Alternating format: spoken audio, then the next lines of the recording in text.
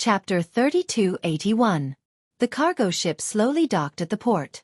Gong Jie got off the ship and saw Yu standing at the port, looking at the castle in the distance. He was hesitant to take a step forward. Perhaps he was a little nervous? In any case, when he set foot on this land, he did not know how to approach it. Gong Jie turned to look at him and saw him standing there motionless. He did not know whether to laugh or cry. "What's wrong? Are you afraid of seeing your grandfather?" Yu came back to his senses and smiled. "Why not? Rumor has it that Gong Shaoying is in a high position and his methods are ruthless. Even my grandfather should be afraid of such a prominent figure." "You're afraid?" Gong Jie did not think much of it. "My little nephew is not afraid of anything. How can he be afraid of his grandfather?" He walked over and hugged him. He scratched the bridge of his nose. "Don't worry, it'll be fine." Yu finally revealed his worries. "Uncle, if Grandpa really doesn't accept Daddy, what should we do?" "I'm still here," Gong Jie said. "Speaking of which, you haven't shown your face to the ITES special team yet." ITES was the abbreviation for Heaven's Eye. The Heaven's Eye project had a special team, including him. Almost all the top minds in the world were gathered in this team. They were geniuses who mastered cutting-edge scientific research and were elites in various fields. They were the treasures of the Hurricane Group. Yu had only interacted with them on the internet. The ones who left the deepest impression on him were the few chief designers in the special team. "Are they also in the Hurricane Group?" "Of course. Other than you, all the members of the ITES team are stationed at the headquarters." Gong Jie said, "I'll take you to meet them." "Okay." The huge island was divided into 5 areas. Among them, the Gong family's residence was at the center. The other 4 areas were the medical center, the research center, the Hurricane Group's headquarters, and the Heaven's Eye Special Teams branch. The island was covered by an invisible and huge protective net. In addition to intercepting missiles, this protective net was also an invisible net. Even the most accurate radar would not be able to locate the place covered by the net. In addition, once an outsider invaded, the entire island would activate its defense mechanism. Although it was an island, it was not to be underestimated. It was once an important strategic fortress of M country. Now, it was occupied by Hurricane and heavily guarded. No one could get close to it. It was about half an hour's drive away from the Special Task Forces branch. When the car stopped steadily in front of a magnificent building, Yu alighted from the car and stared at the magnificent building in front of him in astonishment. His eyes widened and his mouth agape. "So impressive." Gong Jie saw his stunned look, and suddenly felt that it was very cute. His interest was aroused, and he ravaged his pink and tender little face. "I like the way you look when you haven't seen the world." "What?" Yu slapped his large hand away unhappily and protested. "What do you mean by inexperienced?" "All right. Let's go in," Gong Jie said again. "I'm quite curious. What will those team members think when they see you?" "What do you mean? Some people still don't believe that you're really only 7 years old." Yu was speechless. What was so hard to accept? Chapter 3282. How old are you? 23. Yu rubbed his chin. Jelen? In the EITS team, he had a clash of ideas with Jelen. Jelen had once questioned his Sky Eye plan and said that it would not work at all. Moreover, he had listed many reasons why it would not work. Yu was not one to admit defeat, either. The reason why he came up with this plan was that he had thought it through carefully and had calculated it thousands of times. At first, this idea was born in the elevator. He and his mother were in the elevator together. The elevator malfunctioned slightly, and when his mother tried to make a call, the signal was blocked. She could not make a call or send out a distress signal. However, it was such a small accident that made him come up with an idea. If this world was also monopolized by a very powerful signal network, and if a transmitter was used to block the signal network, then planes would not be able to fly, communications would be disrupted, and missiles would not be able to accurately locate or even launch. In today's information space-time, there was a signal network all the time.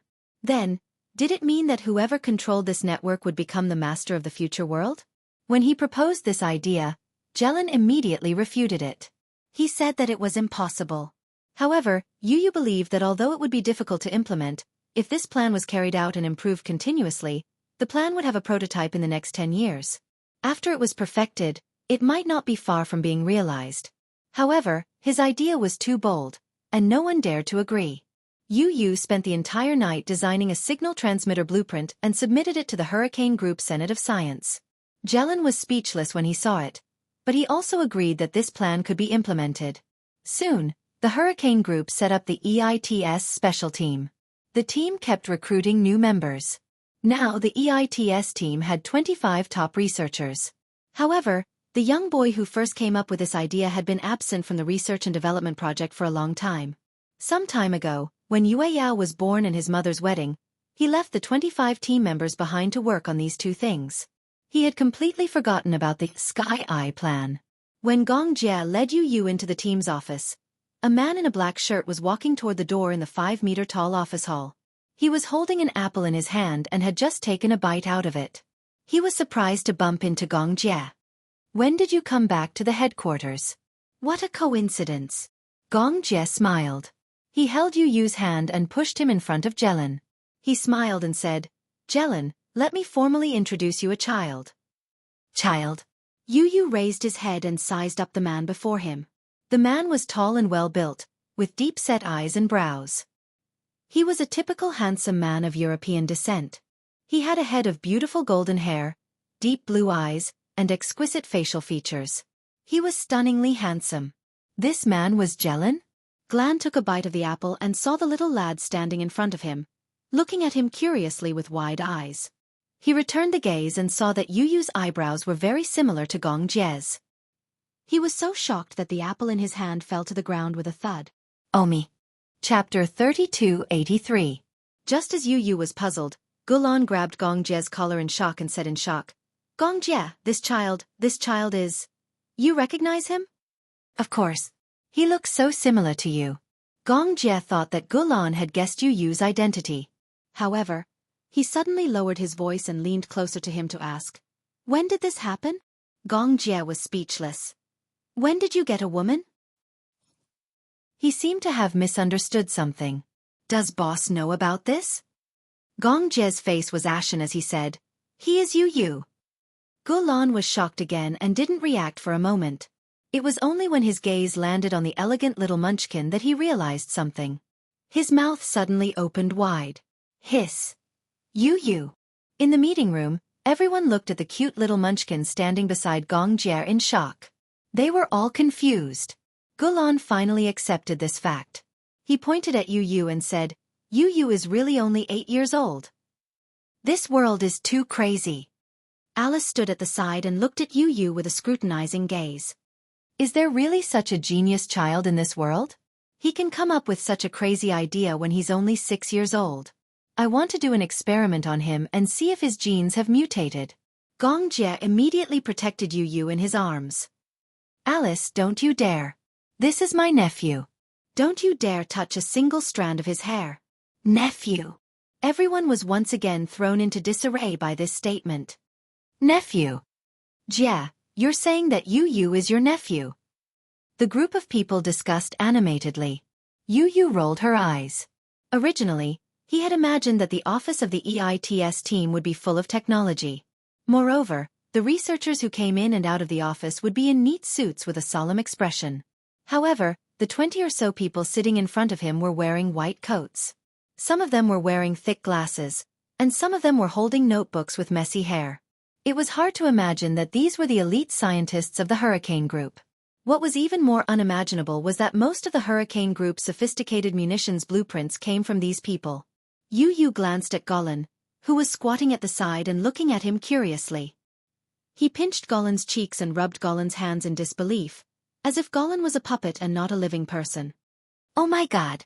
What a cute little munchkin! It looks like a glutinous rice ball." Yu slapped his hand away calmly. Slap. The back of Glen's hand turned red. A certain tall man rubbed the back of his hand and said innocently, "So fierce." Yu said calmly, "Glen, your attitude towards me online is not like this." The EITS team had a special internet for communication. On the internet, Glen's attitude towards him was completely cold and arrogant. Just as Gong Jie had said, Glen had always thought that it was nonsense for a 7-year-old child to come up with such a brilliant idea. However, he was slapped in the face by reality. Chapter 3284. It was not that he did not want to treat Yu the way he treated people on the internet. The main reason was that when they were on the internet, Yu's choice of words and tone was very much like a mature adult. However, when he saw the soft and cute little fellow standing in front of him, he found it difficult to communicate with him in the adult world, using the way adults communicated with each other. His first impression of him was too deeply ingrained. He was a child, an 8-year-old child. Even though he knew that this child was very smart, it was difficult for him to interact with him in an overly mature way. Although this child had a cute and tender face and was wearing overalls, looking like a little gentleman, his expression was so mature.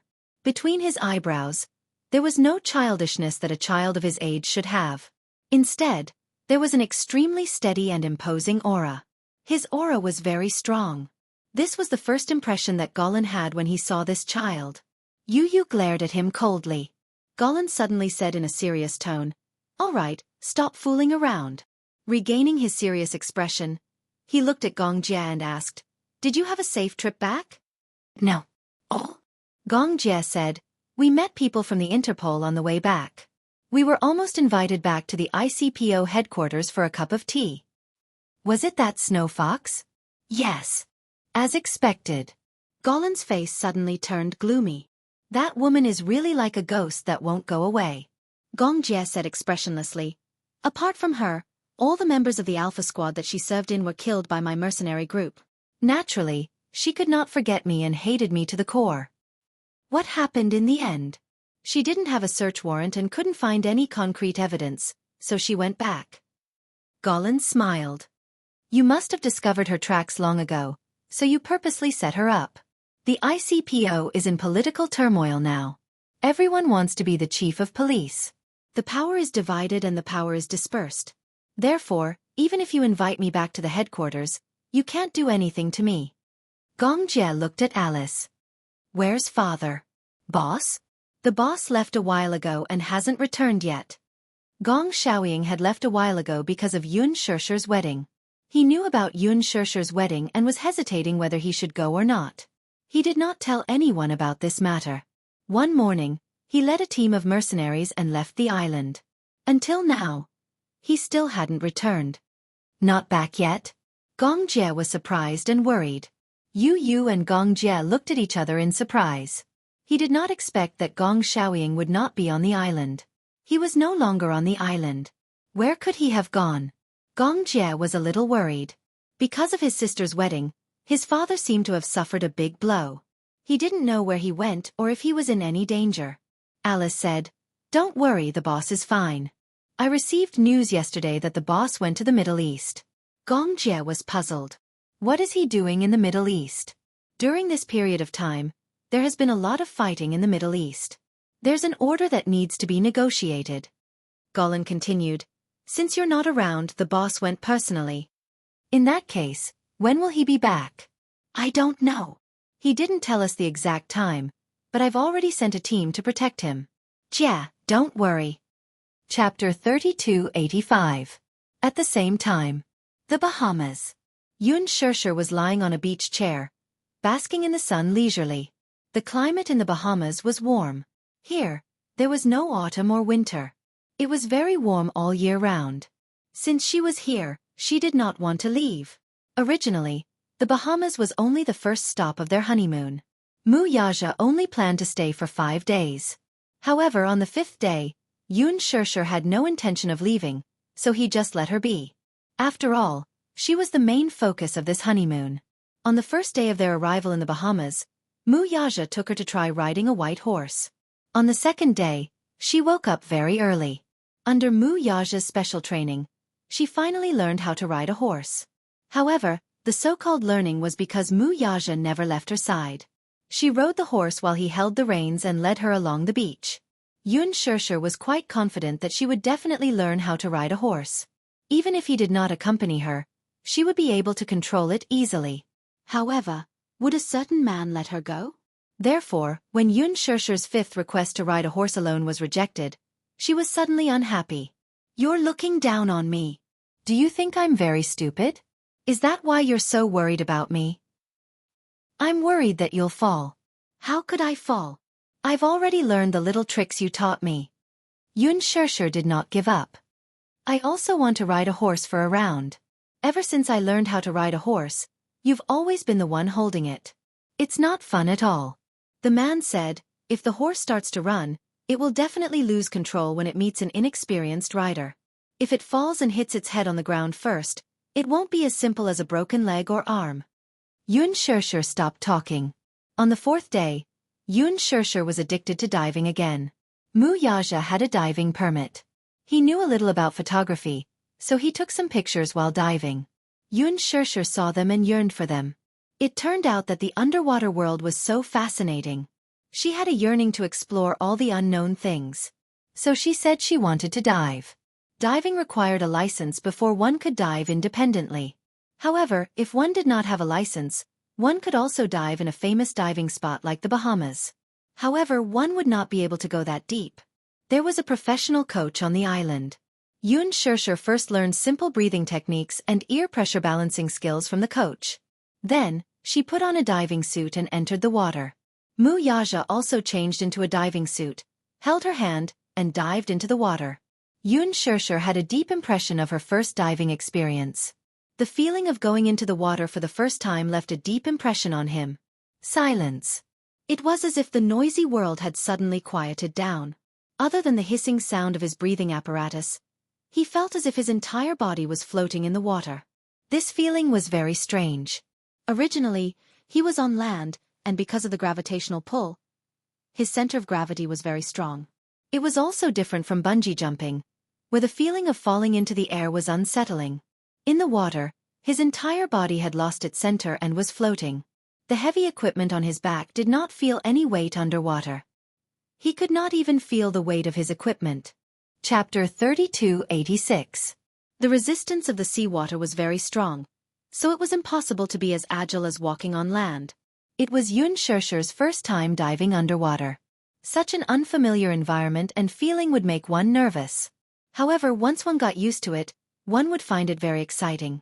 Moreover, there were many mysterious areas waiting for her to explore. The coach said, 70% of the Earth's surface is ocean, so if you master diving, you can set foot in places that most people can't reach in their lifetime. This was an indescribable sense of accomplishment. This area of water was not deep. 6 meters below, one could vaguely see the bottom of the sea. Mu Yaja held her hand and brought her to the bottom of the sea. What came into view was a large area of breathtakingly beautiful corals. Some were in the shape of embroidered balls, while others were in the shape of tree branches. They swayed along with the seawater, looking exceptionally beautiful. Schools of fish swam past in groups. She couldn't tell what kind of fish they were, but they were very beautiful. Everything was so magical. Even when they returned to the shore, she still felt unsatisfied. She wanted to play again, but was not allowed. However, for a beginner, the first time in the water, they couldn't stay in it for too long. Otherwise, their physical fitness wouldn't be able to keep up. Yun Shirshir suddenly realized in annoyance that in this world, what she understood, saw, and knew was still very little. In comparison, Mu Yaja was more knowledgeable and had seen this vast world. His rich experience was something that she could never hope to reach. At night, after dinner, Yun Shirshir leaned on the balcony. From her angle, she could see the beautiful view of the sea at night. At night, the moonlight shone on the surface of the sea, making it sparkle. On the surface of the sea, some microorganisms floated on the surface, emitting a beautiful light like starlight. Mu Yaja hugged her from behind. He rested his chin on her shoulder and said softly, "What are you thinking about?" "I'm looking at the sea." Yun Shirshir sighed from the bottom of her heart. "It's so beautiful." She was a little obsessed with the scenery, but she didn't know that the man behind her was also obsessed with the scenery in front of him. His large palm gently reached into the hem of her robe, stirring up the fire. She grabbed his wrist, but he was dissatisfied with her interference and gripped her waist, forcing her to turn around and face him. A certain man snorted and asked unhappily, "Is the scenery that good?" "Of course." Yun Shirshir smiled and said, "Hubby, do you know? I've never seen such a beautiful sea view in my entire life." The beautiful scenery would really open one's mind and move one's heart. At the same time, they would sigh at the beauty of life and be able to see such beautiful scenery. Mu Yaja pressed his forehead against hers and gently pecked her lips. His gaze was affectionate as he said, "You've been playing like crazy these past 2 days. It's rare for the two of us to be alone. Moreover, it's rare for me to have the chance to see so many beautiful sceneries." Pausing for a moment, Yoon Shirshir suddenly curled her lips and said, "I thought I might never see him again in this lifetime." Therefore, she was even more grateful to Mu Yaja. She was grateful to this man for giving her a new life and allowing her to see such beautiful scenery again. "What nonsense are you saying?" Chapter 3287. His words undoubtedly made her heart flutter. She couldn't help but smile. "With you around, no matter where I go, it's a vast world." Her smile was really alluring and charming. Especially her charming eyes.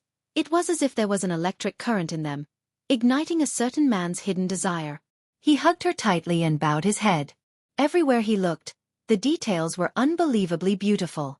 Hugging her waist, he could feel her white and soft skin through the thin material of her clothes. Recalling the wonderful taste he had tasted in the morning, he began to feel restless. Just thinking about it wouldn't be enough to satisfy him. Hence he put it into action. He pressed her against the railing, bent his head, and sealed her delicate red lips. Even without lipstick and lip balm, her lips were still charming. When he kissed her, it was soft and tender like tofu, but it didn't have the fishy smell of tofu. It was like cherries, but it was softer than cherries. It was like jelly, but sweeter than jelly, tempting him to go deeper. Mu Yaja desperately wanted to occupy more of her beauty, but he restrained himself, worried that if he was too rough, it would affect her experience. After marriage, his awareness and sense of responsibility as a husband was awakening. In the past, he had always been the master of the world in bed. When he wanted to sink, only he had the right to stop and continue. Plus, he was so energetic. Sometimes, after doing it a few times, he still didn't want to stop. Hence, only when she couldn't bear the burden, he was willing to stop and stop. But now, he knew how to consider her feelings. He desperately hoped that she would have a better experience in the midst of love. Therefore, she knew how to take his feelings into consideration. In this aspect, he was not as aggressive as before, rushing to attack a city and seize it by force as soon as his desire arose. Instead, he was much more patient, waiting for her emotions to stir before he went deeper into her body. Yoon Shirshir pushed him and couldn't help but say coquettishly, I haven't showered yet. Anyway, you have to shower later. Leave it with me." "You?" Yoon Shirshir was angry and anxious, but she couldn't dissuade him, so she let him pick her up and press her on the bed. Under the warm wall lamp, the man lowered his head and gazed at her. The corners of his mouth curled up, and his smile was extremely devilish. His handsome face was endowed with more and more depth by the dark night. Even now, when she looked at him, her mind was captivated by the devilish curve at the corner of his lips. She held his face and gently planted a kiss on his cheek. "I love you," she said softly. A certain man was finally satisfied. He clasped her waist with his big palm and hugged her. Using this position, he could occupy her even more deeply. 2 hours later, after the storm had ended, he hugged her in his arms and whispered sweet nothings to her. Even though her body was drenched in sweat, Yoon Shirshir was too lazy to move.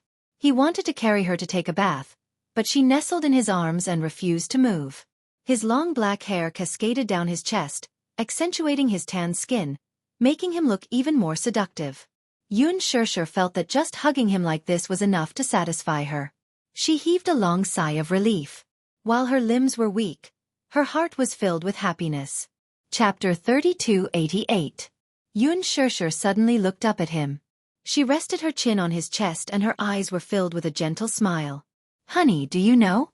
These few days have been the happiest days of my life." There would always be different feelings of happiness in life. She used to think that having Yu and Xiao Yichen was the happiest thing in her life. But in fact, for a woman, only being loved, respected, protected, and taken care of by a man, that was true happiness.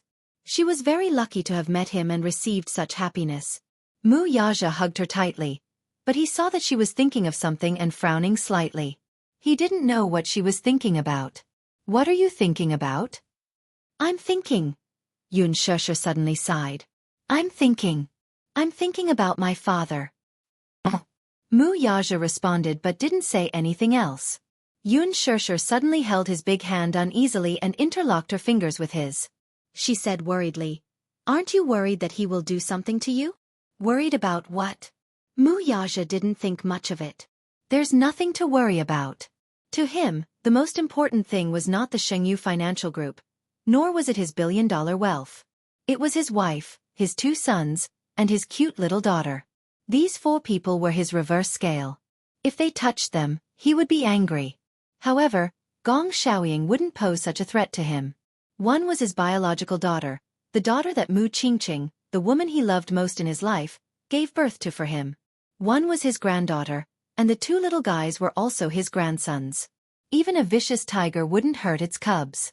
Moreover, he could see how eager Gong Xiaoying was to reunite with Yun Shishir at the wedding that day. How could he do anything to hurt her?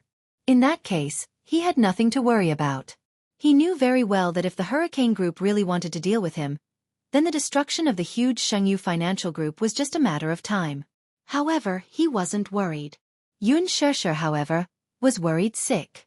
Even though Gong Xiaoying was her biological father, she had never spent a single day with such an intimate man.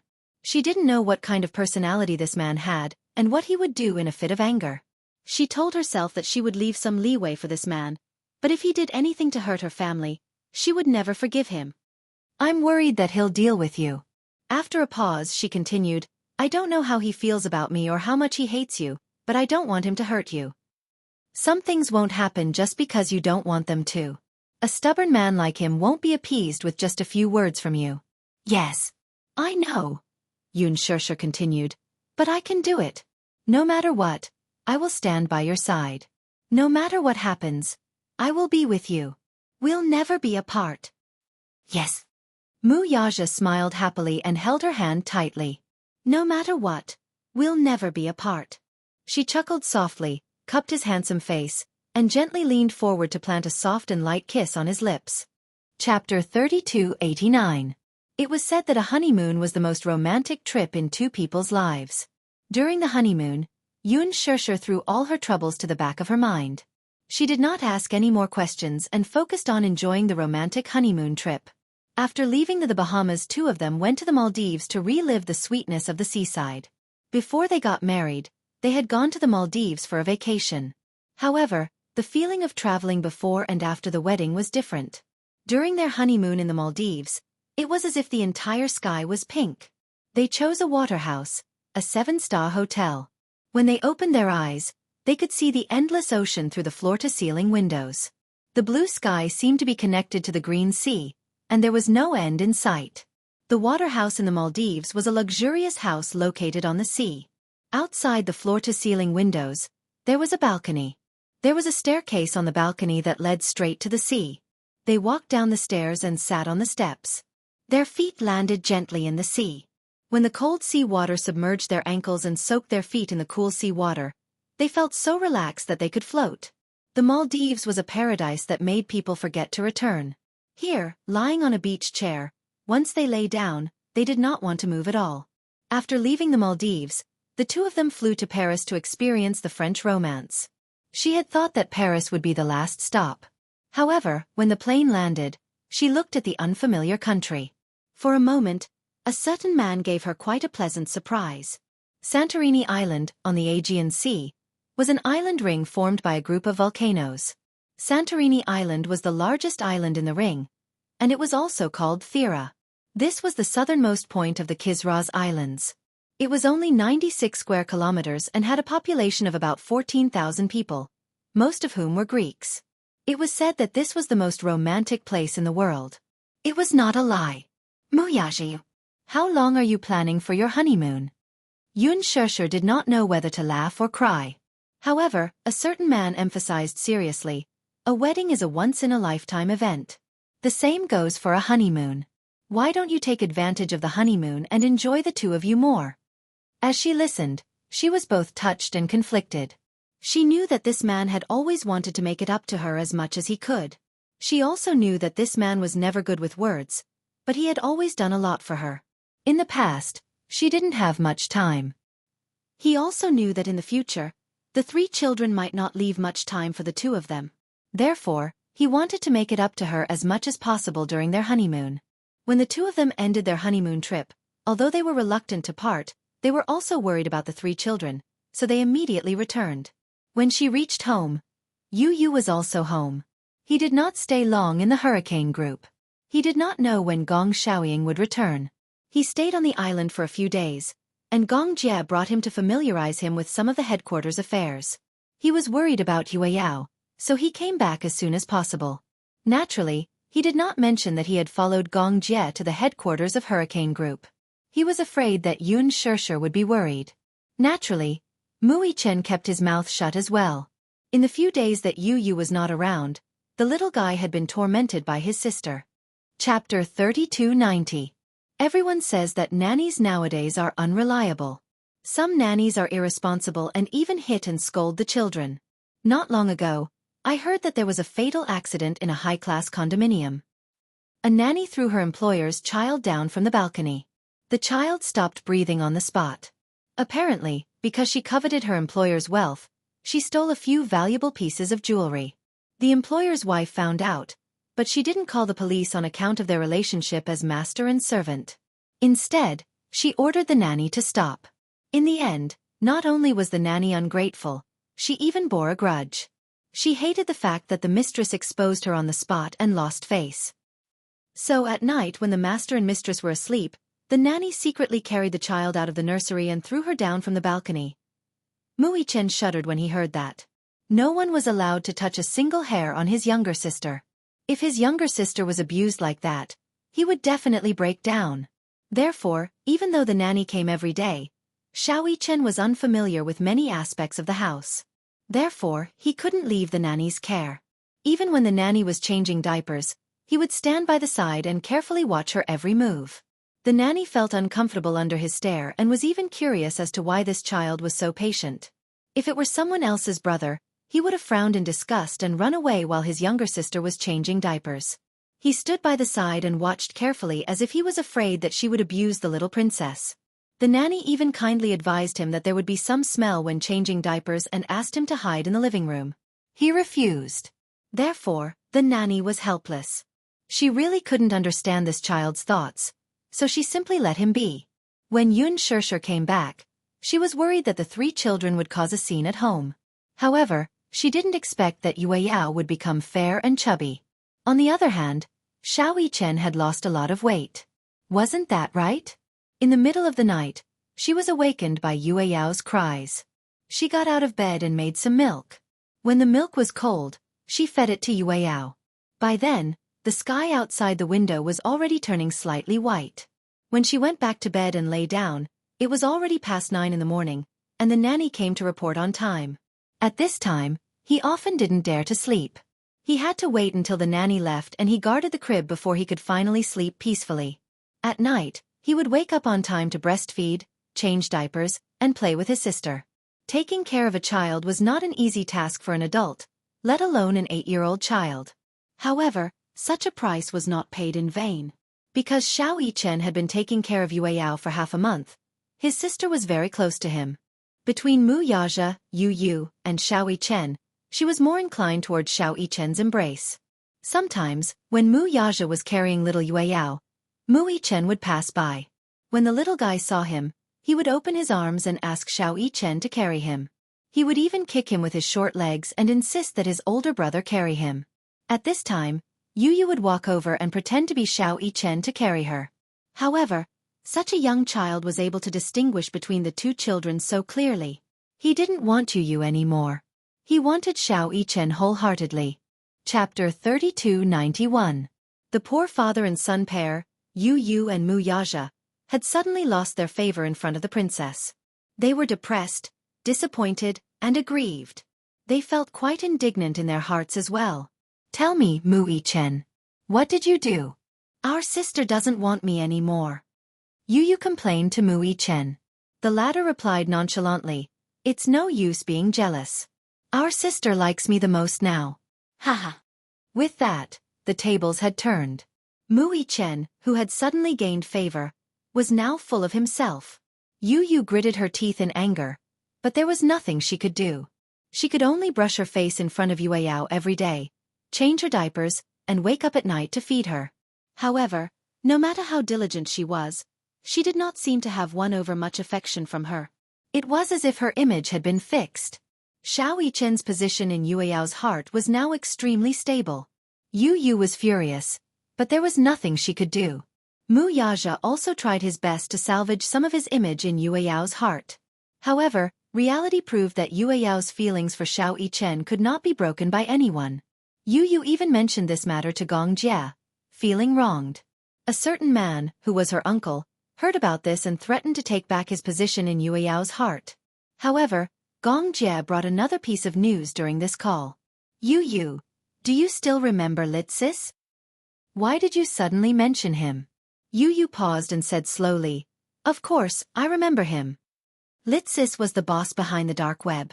His dark web operated an extremely filthy extraordinary transaction that was unknown to others. Litsis was a Latino-Italian. In his early years, he was a businessman. After his company went bankrupt, he colluded with a few of his partners and set up the dark web to conduct illegal transactions. He owned a luxurious cruise ship. Every month, he would hold a grand party. However, such a grand party was not as simple as one would imagine. Every time he held a party, he would invite all the powerful and wealthy aristocrats from all over the world to hold a special auction on the cruise ship. However, such an auction was not a simple one. He was selling young girls. Through the dark web, his subordinates collected young girls from all over the world and kept them captive on the cruise ship. During the party, these girls would be dressed up and displayed in turns. They would be auctioned off and sold to the highest bidder. As for what to do with these girls after they were bought, it was none of his concern. However, most of the young and beautiful girls ended up as sex slaves, and their fates were miserable. Back then, the destruction of Daitis's dark net was also an accident. Yu Yu could not stand such a cruel auction method, so he used advanced black technology to hack into his dark web. He blocked his IP and destroyed his customer information group. Daitis was furious. How could he let such a provocation go? He harbored hatred in his heart. He threatened to teach Yu Yu a lesson. Gong Jie also knew about this. Back then, Yu Yu destroyed Daitis's dark web. Gong Jie knew how painful it was for him. During this period of time, Daitis has been very restless. You have to be careful. I'm worried that he will take revenge on you and attack you. Don't worry. Yu Yu's mind was filled with things related to Yue Yao. He could not hear anything else. Chapter 3292.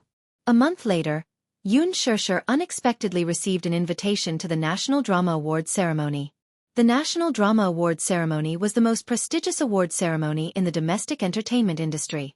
To be able to win the highest honor, it meant a high popularity, a good reputation, and a broad national recognition. Popularity alone was far from enough. The previous Best Actress and Best Supporting Actress awards were all about popularity and capability. Even young actresses like Yang Mi and Lin Ji, who had good acting skills and popularity, could not gain much in such an award ceremony. In the past, the Best Actress award winners were all veteran actors in the entertainment industry. Most of the winners were older.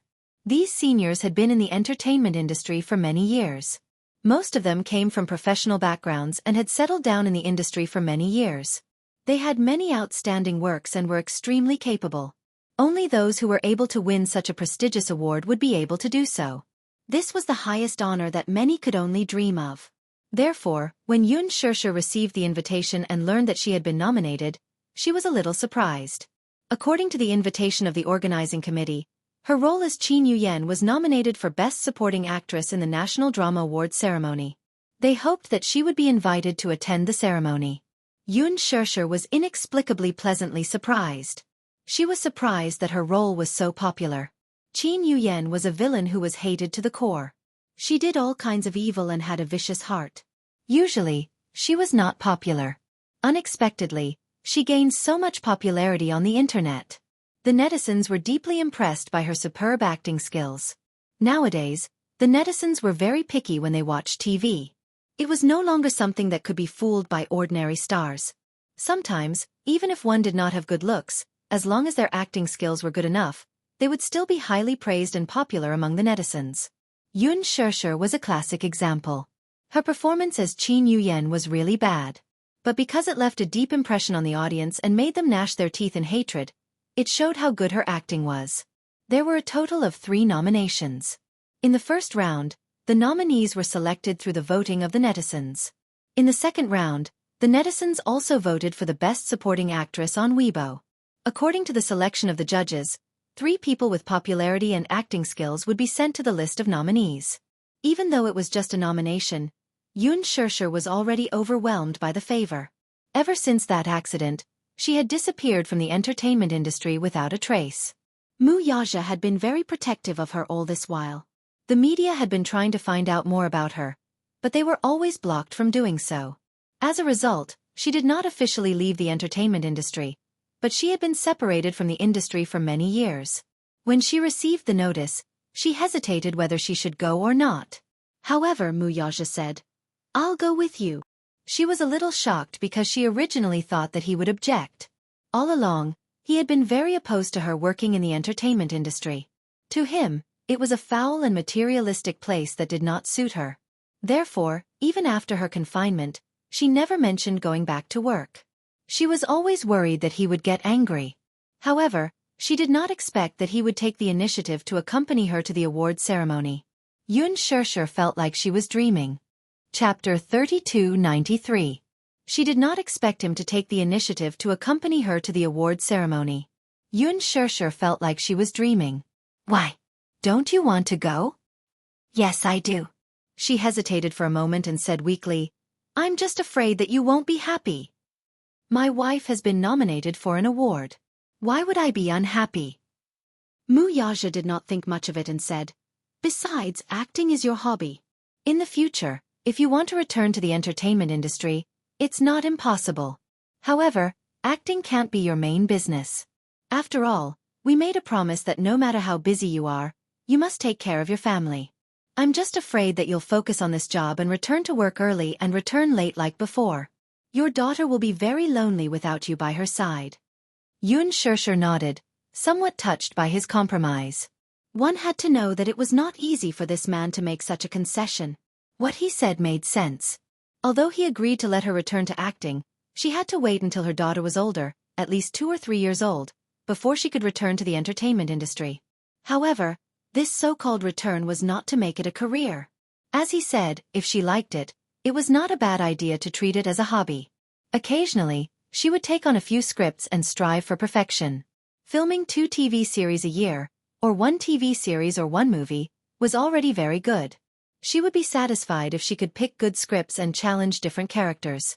Therefore, after receiving the invitation and discussing it with Moo Yaja, she replied to the organizer that she agreed to participate. When the organizer heard that she was willing to participate, they originally thought that she would refuse. Now that they knew that she was willing to participate, they heaved a sigh of relief and beamed with joy. When they heard that Moo Yaja would also accompany her and participate in the event as a sponsor, the organizer was even more excited. Just the title sponsorship fee alone was 10 million yuan. Shengyu Financial Group rarely appeared in front of the public in the form of title sponsorship. This time, the organizer was really flattered. Therefore, they patted their chest and promised that they would definitely make this National Drama Awards ceremony grand and spectacular. After it was confirmed that Yoon Shurshur would be attending the National Drama Awards ceremony, the media got wind of it. When they found out that Yoon Shurshur had the intention to make a comeback, they were also excited that they made a move. However, unlike before, when Moo Yaja protected Yoon Shurshur was interviewed by the media for the first time since that incident. The media was excited. However, before the interview, he had already informed them in advance that it would be inappropriate to ask too many sensitive questions. It wasn't that he was deliberately avoiding anything. It was just that some questions wouldn't be answered even if they were asked. In order for the media to interview Yoon Shurshur, Chin Zhou gave them a draft of the interview in advance. The questions that could be asked and the questions that could not be asked were all marked in detail.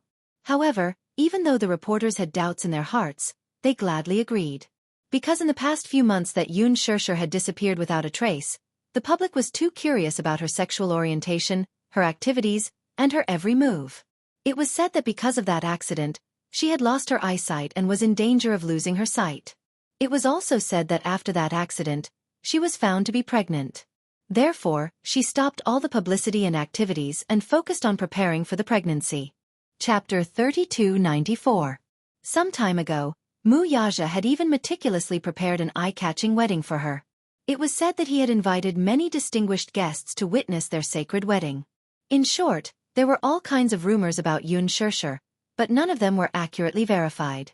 Most of the rumors came from experienced media personnel who had dug up information from various channels. Yoon Shurshur did not know how these professional media personnel did it. Back then, in order to protect her and their unborn daughter, Mu Yaja had strictly controlled the situation. He had cut off all news of anyone who got close to her. Even when their daughter was born, the reporters outside the hospital waited for 3 days and 3 nights, but they did not manage to get a single useful photo. He had protected her so well, but these media personnel still managed to get hold of some clues. During the interview, the reporters threw out sharp questions one after another. After all, she had been away from the public for a long time, and the public was too curious about her. During the interview, Yoon Shurshur walked into the dressing room. She was exhausted from being pestered by the reporters and sat in front of the dressing table. She walked over from the side. Seeing her tired expression, she could not help but smile. Are you tired? MHM. Shurshur, does Chairman Mu agree to your comeback? As long as I don't get too tired and neglect my family because I'm busy with work, he won't have any objections. She laughed. Why did you decide to make a comeback? I didn't say that I've decided to officially make a comeback, but if there are any good scripts, I'll consider taking them. This interview is just to coincide with the National Drama Festival. After a pause, Yoon Shurshur continued, if I can really win an award, it'll be considered as fulfilling a wish of mine. She lowered her head and looked at her reflection in the mirror with a lonely gaze. These 2 days, she seemed to be a little uneasy and absent-minded. When Yoon Shurshur passed the bag in her hand to her hand actually trembled. She seemed to have thought of something, and a trace of self-reproach appeared on her face. She blinked and tears fell. What's wrong with you? Yoon Shurshur couldn't help but worry when she saw this. She had a feeling that she was in a bad state recently. Inexplicably, he stared at her face in a daze for a long time. Otherwise, he would not respond even after shouting for a long time. His mind was always wandering, and no one knew what he was thinking. Are you okay? Yoon Shurshur said with concern, I noticed that you've been absent-minded recently. She shook her head. It's nothing. Don't worry. Are you feeling unwell? If you're not feeling well, I'll give you a day off. No. I'm just worried about the National Drama Festival. If something unexpected happens, it'll be over if you don't win the award. I thought it was something big. Yoon Shurshur said helplessly. Just because of this? Actually, I'm quite confident about winning the award. You don't have to worry. Even if I don't win, I won't be disappointed. After all, acting is no longer that important to me. She bit her lower lip and looked at her, hesitating to say something. She really wanted to confess everything to her, but when she saw Yoon Shurshur looking at the mirror, she swallowed her words. After touching up her makeup, Yoon Shurshur returned to the interview room to continue the interview with another TV station. She sat in Yoon Shurshur's seat and clenched her fists as if she had made up her mind about something. Chapter 3295. She took out a letter from her bag and bit her lower lip as she gripped it tightly. At night, after the interview, Yoon Shurshur was about to remove her makeup when her assistant suddenly walked over and handed her a letter. Yoon Shurshur took it and lowered her head to look at it. It was an exquisitely made invitation. She could not help feeling curious and raised her head to ask, "What is this?" The assistant's expression was a little unnatural as she stammered, This is an invitation to the charity banquet." "What charity banquet?" Yoon Shurshur was confused. Her assistant explained, "Don't you know? This is an internationally renowned charity banquet. Many legendary figures will be attending." "Yes. I heard that many investors and producers will be there. Shurshur, you must go. Who knows, you might be able to get a good film contract." As she said this, there was a complicated look in the assistant's eyes. Yoon Shurshur took it and saw that the date was the day after tomorrow. She did not seem to have any work to do the night after tomorrow. The venue for the charity banquet was a private cruise ship. Yoon Shurshur said, "Actually, I'm not interested in film contracts. Help me reject them." "Are you really not going?" The assistant suddenly thought of something and deliberately said, "You can use your things to bid for the charity banquet. The money from the auction will be used for charity. Who knows, It might be able to help little Yue Yao. Yun Shusher's heart could not help but move when she said this. Doing more good deeds is to accumulate blessings for oneself and also for one's loved ones. Yun Shusher could not help but smile when she heard this. Is it the day after tomorrow? Yes. Tomorrow is the National Drama Festival. If it's the day after tomorrow, I can use my jewelry to participate in the auction. Are you going? Hearing you say this, I think it makes sense. I also hope to accumulate some blessings for Yue Yao. She was stunned for a moment before she gritted her teeth and forced a smile. However, when she turned around to face the corner of the wall, she furrowed her brows. She seemed to be a little worried, or perhaps, she was filled with immense guilt. After Yun Shusher left, Mu Shi, who was hiding in a corner, hurriedly took out her phone and looked around vigilantly before dialing a number. It took a long time for the call to get through. She said anxiously, "Hello? Hello? Hello? I have already given her the invitation letter. Can you let my parents go now?" The man's voice, which had been altered, came from the other end. How would I know if you gave it to me or not? What if you don't give it to me and are trying to trick me? Do you think I'll believe you so easily? I'm really giving it to you. Mushi's face flushed red as tears streamed down her cheeks. Why would I lie to you? My parents are in your hands. How would I dare to lie to you? I did everything according to your instructions. What else do you want me to do? Do you still remember what I asked of you? Only when Yun Shusher is here will our deal be valid. The man paused for a moment before continuing. The day after tomorrow, until Yun Shusher shows up at the banquet, I'll let your parents go. She was furious. You didn't keep your word. Chapter 3296. Since you've kept your promise, I'll keep mine too. Don't worry. Your parents are safe and sound. She was stunned for a long time before she finally took a step back. All right. If that's the case, then let me hear my parents' voices. I want to make sure that they're safe and sound. The man on the other end sneered. Impossible. Don't make such unreasonable demands. How is this an unreasonable request? As a condition, I must at least confirm my parents' safety before I continue to fulfill our agreement. Mu Shi's refusal to admit that there was a deal between them was probably due to her guilt. The man was clearly unwilling to back down as he coldly said, "Dream on. You didn't do anything to them, did you?" She asked suspiciously. No. How can that be? They're our bargaining chips. I can't possibly do anything to them.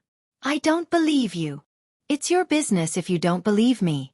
Then let me hear their voices, she persisted. Suddenly she threatened, if not, I'll take back that invitation. There was a sudden heart-palpitating silence on the other end. It seemed that her threat had finally taken effect. Then, following a series of soft sounds, a man's trembling voice could be heard. Mushi. Mushi. Dad. When she heard the familiar and weathered voice, the worry and uneasiness she had been feeling these past few days caused her legs to give way. She knelt on the ground with tears rolling down her cheeks. Dad, are you okay? Is Mom okay? The man's voice on the other end was tired and restrained. His voice was hoarse and trembling. She did not know what kind of shock and torture he and her mother had been through these past few days. I'm fine. You don't have to worry. How could she believe him when he told her not to worry? She asked worriedly, did they hit you or mistreat you? No. They didn't mistreat me. The man's voice trembled as he said this. She felt even more worried when she heard this. She knew that her father did not dare to tell the truth in front of those people, so he was avoiding the main point and dwelling on the trivial. She carefully asked, did they give you food? There was another period of silence on the other end. Then there was a series of soft sounds, followed by a man's voice. Did you hear that? They are all fine. You can rest assured now. Mu Shi gritted her teeth and was about to speak when the man said coldly, if Yun Shusher doesn't appear, you can forget about seeing them again. You know that too, right? It doesn't matter if you call the police or ask for help. If you dare, you can try. Is the police faster, or my bullets faster? If you dare to leak a single word, don't blame me for being merciless. With that, the man hung up the phone. Mu Shi covered her mouth in fear and bit her fingers as she sank into an endless state of panic. In the evening, Yoon Shirshir was in front of the wardrobe looking for jewelry. Yu leaned against the door and mumbled, "Mommy, what are you looking for?" "Yes. There's a charity banquet the day after tomorrow. Prepare to attend it." Charity banquet. Why hadn't he heard of it? The charity banquet, as the name suggested, was a banquet with the theme of charity. Chapter 3297. The main purpose was to hold some auctions through this banquet. After deducting expenses, the proceeds from the auctions would all be used for charity. The proceeds from the auctions would usually be explained before the auction to explain what the proceeds would be used for. The proceeds could also be allocated and used through a foundation with credibility. If there was a charity banquet, Daddy should have received an invitation. However, he did not hear anything from him. "Mommy, what are you going to auction?" "The first piece of jewelry to wear at the award ceremony," Yoon Shirshir said. "Oh, Mommy is going all out." Yu narrowed his eyes and teased. "Of course." Yoon Shirshir opened a row of drawers in the cloakroom. There was a dazzling array of jewelry inside. She picked up a ruby necklace and smiled. "Wear this necklace for the National Drama Awards ceremony. Then, when the charity banquet is held, we can auction this necklace. It will definitely fetch a good price." Mommy is so cunning. This necklace is worth more than 1,000,000 yuan. If you wear this necklace to the award ceremony tomorrow, once you win the award, this necklace will also rise in value. Yoon Shirshir pinched his cheeks gently. "My Yu, how are you so smart? I want to ask Mommy this question." Yu smiled. "How did Mommy give birth to me so smart?" "Ha ha." Yoon Shirshir was overjoyed when she heard this. Thus, she decided to wear this ruby necklace to the National Drama Awards ceremony. The National Drama Awards ceremony was held in Shanghai City. The night before the ceremony, Mu Yaja and Yoon Shirshir chartered a flight to Shanghai City. Before the ceremony, there would be a red carpet event. In order for his woman to appear on the stage of the ceremony, Mu Yaja specially hired a top styling team so that she could appear beautiful on the red carpet. However, after going through childbirth, confinement, and a sweet honeymoon, Yoon Shirshir seemed to have put on some weight. She was 165 meters tall. In the past, she only weighed a little more than 100 kilograms. Now, she weighed 110 kilograms.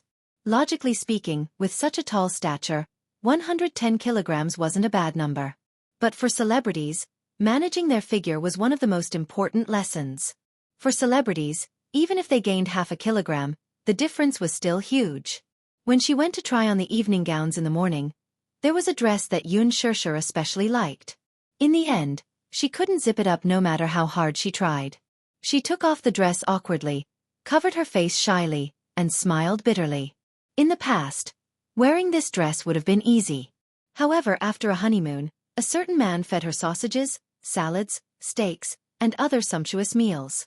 She didn't dare to imagine what the media would say about her the next day if she appeared at the award ceremony. He said that he had gained weight and that his figure was out of shape. Yoon Shirshir's heart ached just thinking about it. However, the good thing was that she had only gained a little more than 5 kilograms. Most of the weight was distributed on her thighs and hips. When she wore the dress, it wasn't that obvious. If the weight was on her face, she would be too ashamed to walk the red carpet. Chapter 3298. Even when she was preparing for pregnancy, her weight had shot up to 140 pounds, but her face was still very thin. What was even more fortunate was that many pregnant women would have stretch marks when they were pregnant. Only the heavens were kind to her and she didn't have stretch marks. After all, she was pregnant with the Yueyao. Her daughter felt sorry for her and didn't make her belly too big. In the end, after confirming the gown, Yoon Shirshir and Mu Yaja returned to the hotel. She collapsed on the bed and covered her face sadly. "I want to lose weight." This was the 28th time she said this tonight. A certain man didn't know whether to laugh or cry. "You're already married. Why are you still trying to lose weight?" Yoon Shirshir said in all seriousness. "I want to become beautiful." The man's lips curled into a smile. "Pretty? Who are you trying to make beautiful for?" "For you to see." "If it's for me to see, then it's not necessary. Even if your figure goes out of shape and you have a big belly, I won't mind." When Yoon Shirshir heard this, she covered his thin lips in a panic. "Humph, don't say such things. It's inauspicious. What if it really comes true?" Do you think I'm not fat enough? Inauspicious? Mu Yaja was amused by her words. What kind of words was that? He grabbed her wrist and moved her little hand away from his mouth. Raising his handsome eyebrows, he said, "How is this inauspicious? It's not like I jinxed it. Whatever I say comes true. But what if I really get fat? It's just a honeymoon. How did I gain 5 pounds? How did I gain so much weight? It's okay." Mu Yaja kissed her fingertips. "I don't mind." "You don't mind, but I do." Yun Shirshir pulled her hand away, turned around, and walked to the floor-to-ceiling window unhappily. She muttered to herself, "It's easy for a certain someone to say that. If that day really comes and I really get that fat, who knows if a certain someone will dislike me." The floor-to-ceiling windows faced the sea. At night, under the reflection of the moonlight, the surface of the sea sparkled. The beautiful night scene made people calm down. Behind her, the man's aura closed in. He covered her from behind and pinned her down.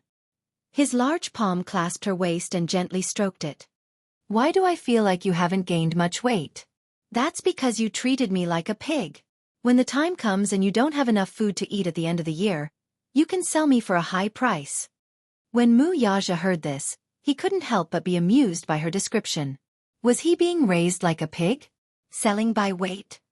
Mu Yaja, am not down to the point of selling pork." "Ha!" Yun Shirshir wanted to turn around but was pinned down by him. She muttered, "Hey, don't press on me. You're so heavy. The sea view is so beautiful. Haven't you always wanted to see the sea?" As he said this, his large palm clasped her waist and lifted up a corner of her skirt. In the end, she was carried to the bed and had sex with him. Naturally, it was a matter of course.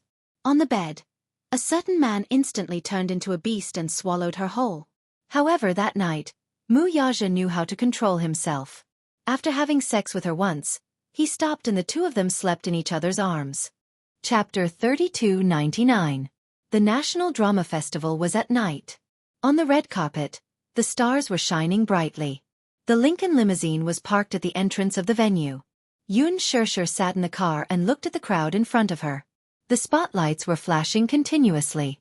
It seemed like she had not seen such a scene in a long time. On the red carpet, the stars were shining brightly. The celebrities who had already arrived walked down the red carpet and were baptized by the spotlights. Finally, they left their signature on the autograph board. Yun Shirshir suddenly grabbed his hand nervously. Her palm was covered in a layer of cold sweat, obviously because she was nervous. He placed his hand on the back of hers and smiled at her. "What's wrong? Are you nervous?" "There are so many people. After all, I haven't experienced such a scene in a long time.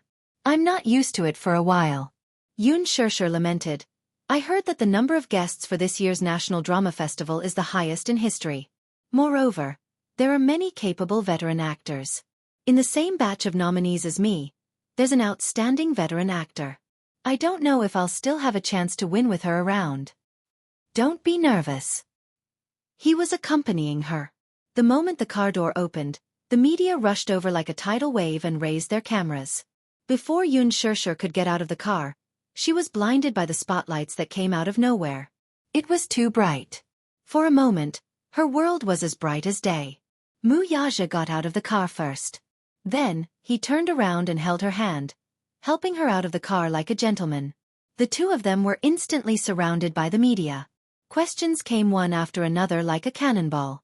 The staff in charge of maintaining order at the scene immediately rushed over and separated the media from the reporters. Yun Shirshir and Mu Yaja were finally released. It was too crazy. It had been a long time since they had seen such a scary scene. Yun Shirshir and Mu Yaja walked down the red carpet and gradually got used to the spotlights. Yun Shirshir was also used to it. She smiled proudly and hooked her arm around Mu Yaja's arm. The couple, a handsome man and a beautiful woman, exuded their aura. It was not their first time appearing together in front of the media. However, this was the first time they were together after the wedding. Back then, when Mu Yaja had announced their relationship, many media outlets had been secretly criticizing them. There was no other reason other than the fact that they had hatched a conspiracy theory. They believed that the reason why the two of them got together was because they were using each other. Back then, Mu Yaja had just left the Mu group. Even though he had founded the Shengyu Financial Group, his foundation was not very stable.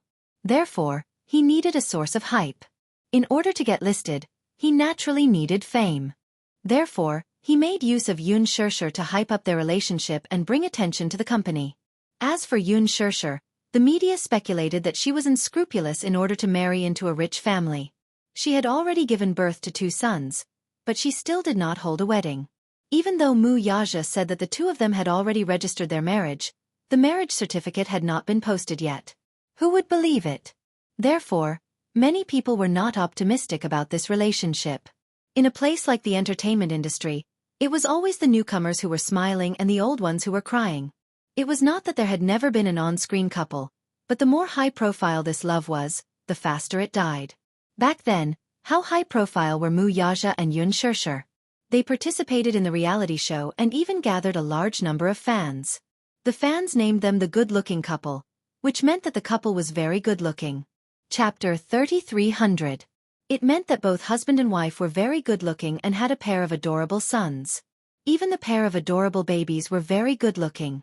They were already so good-looking at such a young age. There was no doubt that when they grew up, they would be even more good-looking.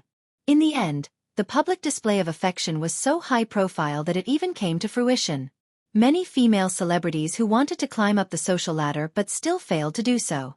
They were so jealous that their porcelain teeth were about to shatter. There was a female celebrity who was rather popular recently. The reason why she was popular was not because of her outstanding works, but because she and her rich boyfriend had been in a love marathon for 10 years and had given birth to a son and daughter. Now, her 3rd child was in her stomach, but marrying into a rich family was still far away. Her boyfriend was born in a prestigious family in the capital. In his family, his mother was the head of the family and had the right to speak. No matter how much this female celebrity tried to please her boyfriend's mother and even addressed her as mother-in-law on Weibo, she still did not care about her. It was obvious that she looked down on female celebrities in the entertainment industry, especially those who wanted to curry favor with rich families.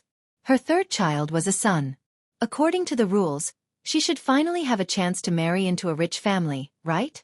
In the end, after waiting for 10 years, her boyfriend's negotiation came. The children, including the unborn baby in her stomach, belonged to him. And a check of 200 million yuan was to be compensation. In other words, the Empress Dowager at home had given a strict order to not acknowledge her as a daughter-in-law.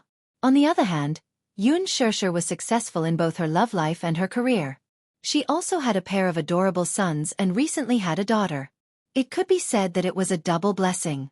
Mu Yaja was famous in the industry for doting on his wife. Previously, when they were doing a reality show, another celebrity couple had participated in it. But it was easy to tell the difference between a fake love and a real love through the details. Even though that celebrity couple was lovey-dovey and throwing sugar in front of the camera, it could not compare to Mu Yaja's loving gaze in the behind-the-scenes video. He wasn't good with words, and he wasn't like the other couple who always said sweet things. His love for her was reflected in every small detail. Loving her was as natural as if it was carved into his bones. She had also become a part of his life. As soon as the two appeared on the red carpet, they immediately became the center of attention. Yun Shirshir was too popular. Even though she had been recuperating at home for a long time, her popularity did not decrease in the slightest. When they found out that she would be attending the National Drama Awards ceremony, many fans traveled thousands of miles to Shanghai City to wait at the venue. They wanted to see their goddess, even if it was just a glimpse. When Yun Shirshir and Mu Yaja appeared, the fans screamed excitedly. It was enough to shatter their eardrums. Oh, Shirshir! We love you! The attractive couple. Shirshir's husband was here too. Oh my god! Boss Mu is so handsome! Crazy screams, like the waves, rose and fell one after another. Yun Shirshir held Mu Yaja's hand nervously. When she heard someone shouting Boss Mu, she almost broke into laughter. Did you hear that? Someone's calling you. Yun Shirshir teased him on purpose. I didn't expect your fans to be so crazy. Chapter 3301. Mu Yaja turned around and looked at the group of fans. With just one look, the crowd seemed to have exploded and screamed again. Why do I feel that your fans are a lot crazier than mine? Don't tell me that these fans are all here for you. Yun Shirshir was a little unhappy and said in a low voice. Mu Yaja didn't know whether to laugh or cry. Hearing her speak, he was full of jealousy. He said, "These are all your fans." Liar. Yun Shirshir didn't believe him. She didn't know whether to laugh or cry as she said, "I clearly heard them calling your name." However, Mu Yaja said, "Because I'm your man, your fans love me and my dog." These words were very pleasing to her ears. Yun Shirshir nodded happily and was very satisfied with his explanation. She held on to him as they walked to the front of the interview table and accepted a few simple interviews from the MC. The two of them walked to the front of the autograph board. Mu Yaja took the golden marker pen from the MC's hand and unscrewed the cap before passing it to her. It was only when she finished signing her name that he picked up the pen and signed his name. His flamboyant signature stuck closely to her signature and became the most eye-catching scene on the autograph board. There was a burst of excited screams from the fans. To them, this kind of sweet public display of affection was their favorite. When some celebrities showed their affection to each other, they felt that it was pretentious, as if they had received a script in advance. It was even more fake than acting. However, for people who truly loved each other, their eyes couldn't be deceived at all. The deep love in their eyes couldn't be hidden at all. When Yun Shirshir was signing, Mu Yaja's gaze was fixed on her hand with a gentle smile. He was very focused. When he was signing, Yun Shirshir tilted her head to look at him. Her eyes were filled with the adoration of a little woman and the special love of a wife for her husband. The entire venue was suddenly surrounded by pink love bubbles. The fans were so excited that they were shouting for them. Attractive couple. Attractive couple. Attractive couple. Ah! Yun Shirshir turned around and gracefully waved to her fans. However, as she turned around, she almost tripped on the steps beneath her feet. Mu Yaja hurriedly stretched out his hand to support her firmly, and only then did she manage to avoid falling. "Madam, be careful." Yun Shirshir's lips twitched awkwardly. She secretly turned around and saw a camera frantically snapping shots in her direction. Mu Yaja immediately stepped forward to block her. He didn't do it deliberately, blocking her naturally. His large palm wrapped around her waist and pulled her into his embrace. They looked at each other and smiled. Then, he walked into the venue with her in his arms. At that time, the venue was not full yet. Mu Yaja and Yun Shirshir arrived early, so there weren't many celebrities sitting in the empty seats. The National Drama Festival was broadcasted live. Because it was a live broadcast, they were very particular about which time to appear. It's too early. But if it's too late, it won't do if they don't have a celebrity status. For such a live broadcast, the viewership ratings would gradually increase. If they appeared at the beginning, there wouldn't be an appropriate warm-up, so there wouldn't be many viewers. In this way, the exposure rate would be much lower. Chapter 3302.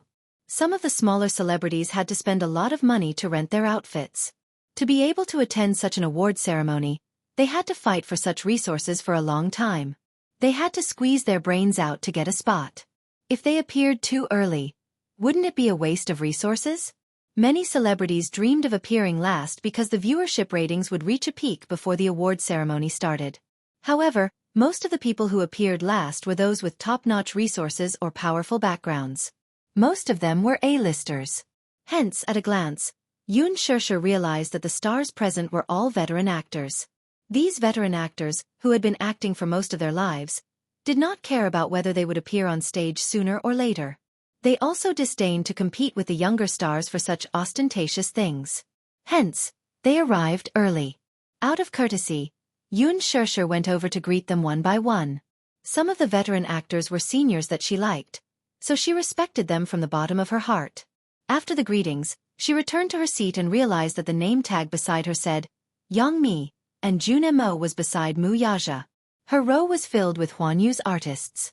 Not long after, Yang Mi and Li Jiuxian arrived. Li Jiuxian was Yang Mi's male companion. Yun Shirshir noticed that the two of them were still very intimate even when they entered the venue. Li Jiuxian hugged her waist and looked at her with a gentle gaze that didn't seem like an ordinary friend's. Yang Mi was surprised to see Yun Shirshir. She didn't expect to reunite with her at such an occasion. She had heard that there were some unforeseen events, so Yun Shirshir had been in a semi-retired state. She didn't expect her to suddenly appear today and give her a big surprise. Shirshir, why are you here? I've been nominated for Best Supporting Actress. The organizers invited me to attend the award ceremony. Youngmi glanced at the people beside her and recognized Mu Yaja immediately. Her attitude immediately became respectful and careful. Yun Shirshir knew that she was in awe of Mu Yaja. She smiled slightly and said, "Have a seat." "Okay." Yang Chong and Li Jiuxian sat down cautiously. Obviously, they didn't know that Mu Yaja would come as a guest, so they were a little nervous. Yun Shirshir said, "The organizers are so considerate to arrange for you and Jun Mo to be by my side. They know that we are close." When Yang Chong heard this, her nervousness eased a little. She smiled and felt warmth in her heart. She was a little older now, so she was no longer as headstrong as when she first debuted. After many years in the entertainment industry, her personality had also been tempered. She said, "Shusher, I really envy you. Look at you, how happy are you now? Kind people can also become very lucky.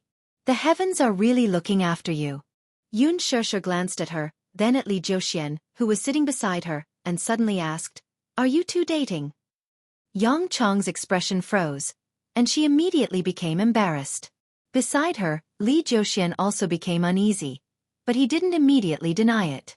Instead, he glanced at Yang Chong, as if he was following her advice. "Shirshir, how did you know?" She was indeed dating Li Jiuxian. The rumors that spread back then were true. She and Li Jiuxian fell in love with each other because of the movie. It was just that they didn't have a clear relationship, so they kept each other warm. Chapter 3303. After all, being a celebrity was a very lonely profession. Sometimes, they would be filming in a remote mountain forest for months without any contact with the opposite sex. Men and women were both emotional creatures with instincts and desires. It was inevitable that they would be unable to control themselves. However, after that, Yangmi broke up with Li Jiuxian. She was career-minded and wanted to take advantage of her youth to try her luck. Moreover, Li Jiuxian was 2 years younger than her. Not to mention the outside world and fans. Even she did not think highly of it and was hesitant. However, some time ago, Li Jiuxian and Yangmi had worked together in another movie. Li Jiuxian could not let go of Yangmi, so he started to pursue her passionately. Reluctantly, Yangmi secretly dated him for a few months. She kept it a secret from the media, and her confidentiality measures were watertight. Even in the company, no one knew that they were dating. Hence, when Yun Shirshir asked about this, Yangmi was quite surprised. Yun Shirshir smiled mysteriously. "I can tell." "You can tell?" "Of course." Li Jiuxian looked at her with a deep love in his eyes that was boiling hot. After walking the red carpet and entering the venue, they did not have to hold hands anymore. However, until they sat down, they held hands tightly. The dress that Yangmi was wearing this time was especially restrictive. Hence, Li Jiuxian was worried and cautious, afraid that she would bump into something. This kind of thoughtfulness was only found between couples. Yangmi was surprised by her keen attention to details. Beside her, Li Jiuxian nodded at Yun Shirshir and Mu Yaja. Then he said to Yangmi, "There are a few directors and producers sitting over there. I'll go greet them and be right there." "Okay." After Li Jiuxian left, Yangmi's face revealed a sense of emptiness. When Yun Shirshir saw this, she was a little surprised and asked, "What's wrong?" "I'm a little hesitant." "What are you hesitating about?" Yangmi turned around and looked at her. She confessed from the bottom of her heart, "Shirshir, do you know why I'm so envious of you? Because you have a love that makes others envious and jealous. I also yearned for it, but I felt a little hopeless when it came to love. I didn't dare to touch it. I was afraid that if I fell too deeply in love, I would inevitably get hurt. I started dating Aja because of this concern. I don't know if he's the one I've been waiting for, and I can't be sure if he's the one who'll accompany me for the rest of my life." After a pause, Yangmi continued, "Shirshir, you know that I'm too sensitive and insecure." She yearned for love, but was afraid of getting hurt. Aja had always wanted to announce our relationship to the media, but I didn't dare to. I was afraid that once our relationship was exposed to the public, those blessings or slanderous rumors would definitely cause our relationship to end without any results. Although I really want to hold his hand and face the camera openly, I'm afraid that if the fans find out, I'll be criticized again. Yun Shirshir said, "They are slandering you because you have the happiness and beauty that they will never get. The reason why they're paying so much attention to you is because you're outstanding. That's why you're eye-catching. Yang Jian was stunned. You can only be praised if you can withstand slander. Moreover, if you and he are really destined to be together, why would you be affected by what others say? Chapter 33:04. If he's not worried about himself, why are you worried about him? If he sees you as number one, popularity and fans are nothing. I don't want to delay his career. Then are you willing to delay your own life? This sentence seemed to wake her up. I think a happy family is more important than a career. 1 house, 2 people, 3 meals, 4 seasons. This is probably the dream of every woman, right? Yang Mi sat in her seat in a daze, unable to recover for a long time. Suddenly, she smiled at Yun Shirshir. Thank you, Shirshir. I've thought it through. That's good. Li Zhouxian returned quickly. Yang Chong smiled at him. The affection between the two of them was self-evident. The guests entered one after another, and the venue became busy. The music was elegant, and the lights made the whole hall look magnificent. Yun Shirshir rarely attended such an occasion, so she was inevitably nervous. However, she didn't know why, but as long as this man was by her side, no matter how big the occasion was, she could always maintain her calm. Subconsciously, her dependence on him had unknowingly become deeply ingrained. When all the celebrities arrived, the opening ceremony officially began at 9 p.m. The awards ceremony was interspersed with awards and performances. The third round of award ceremony was to award the best actress in a TV series of the year. Yun Shirshir had only taken on a few scripts since her debut.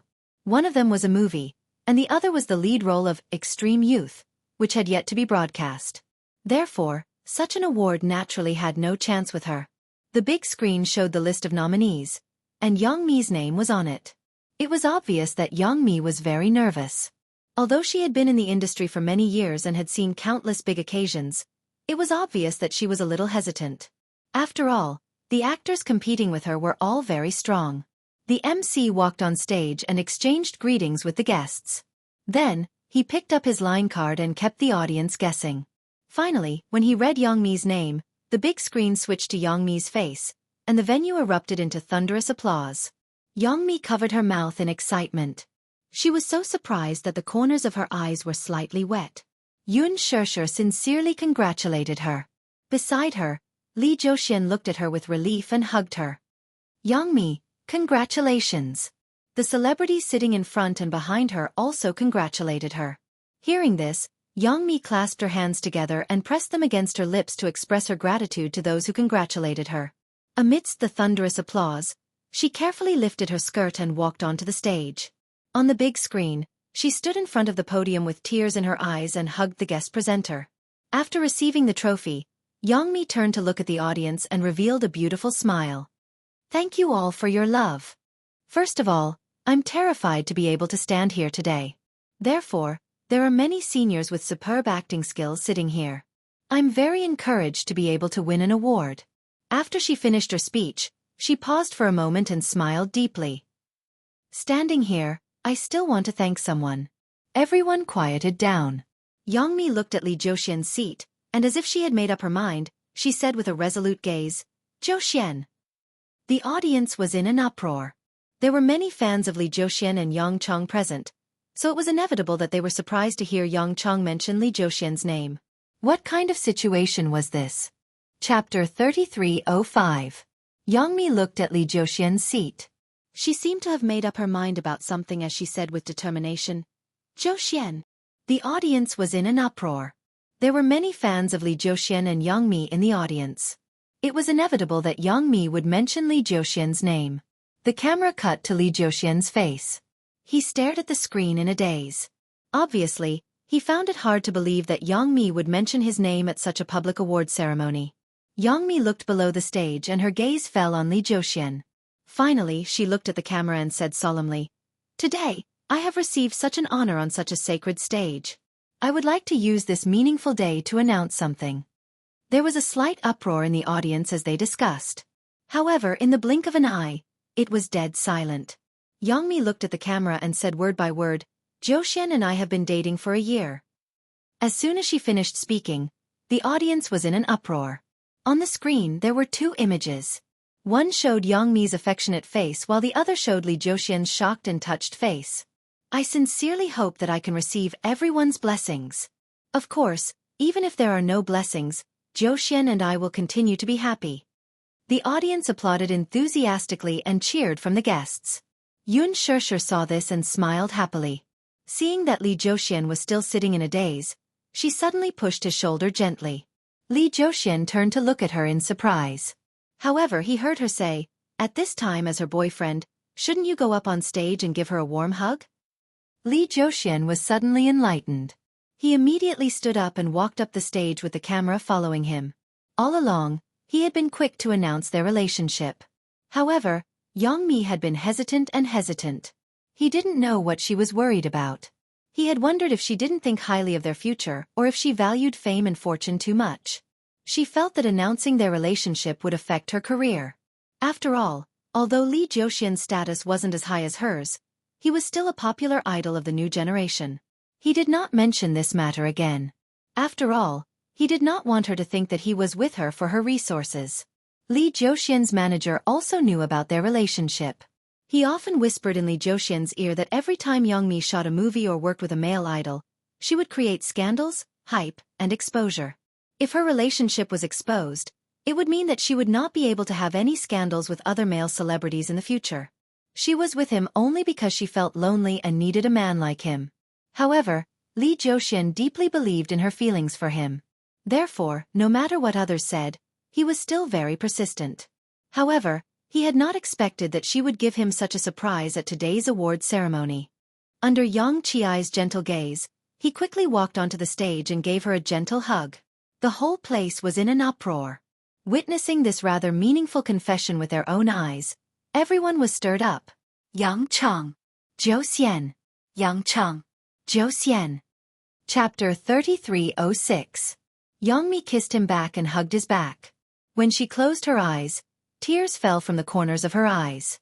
Actually, I've been hesitating about whether to announce our relationship.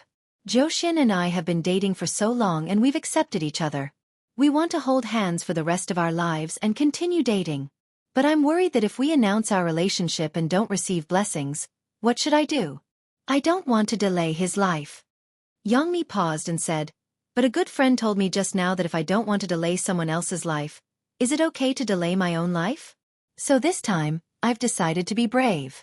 I'm also grateful to the National Drama Festival for giving me such an opportunity to face my feelings bravely. As soon as she said that, there was a round of applause.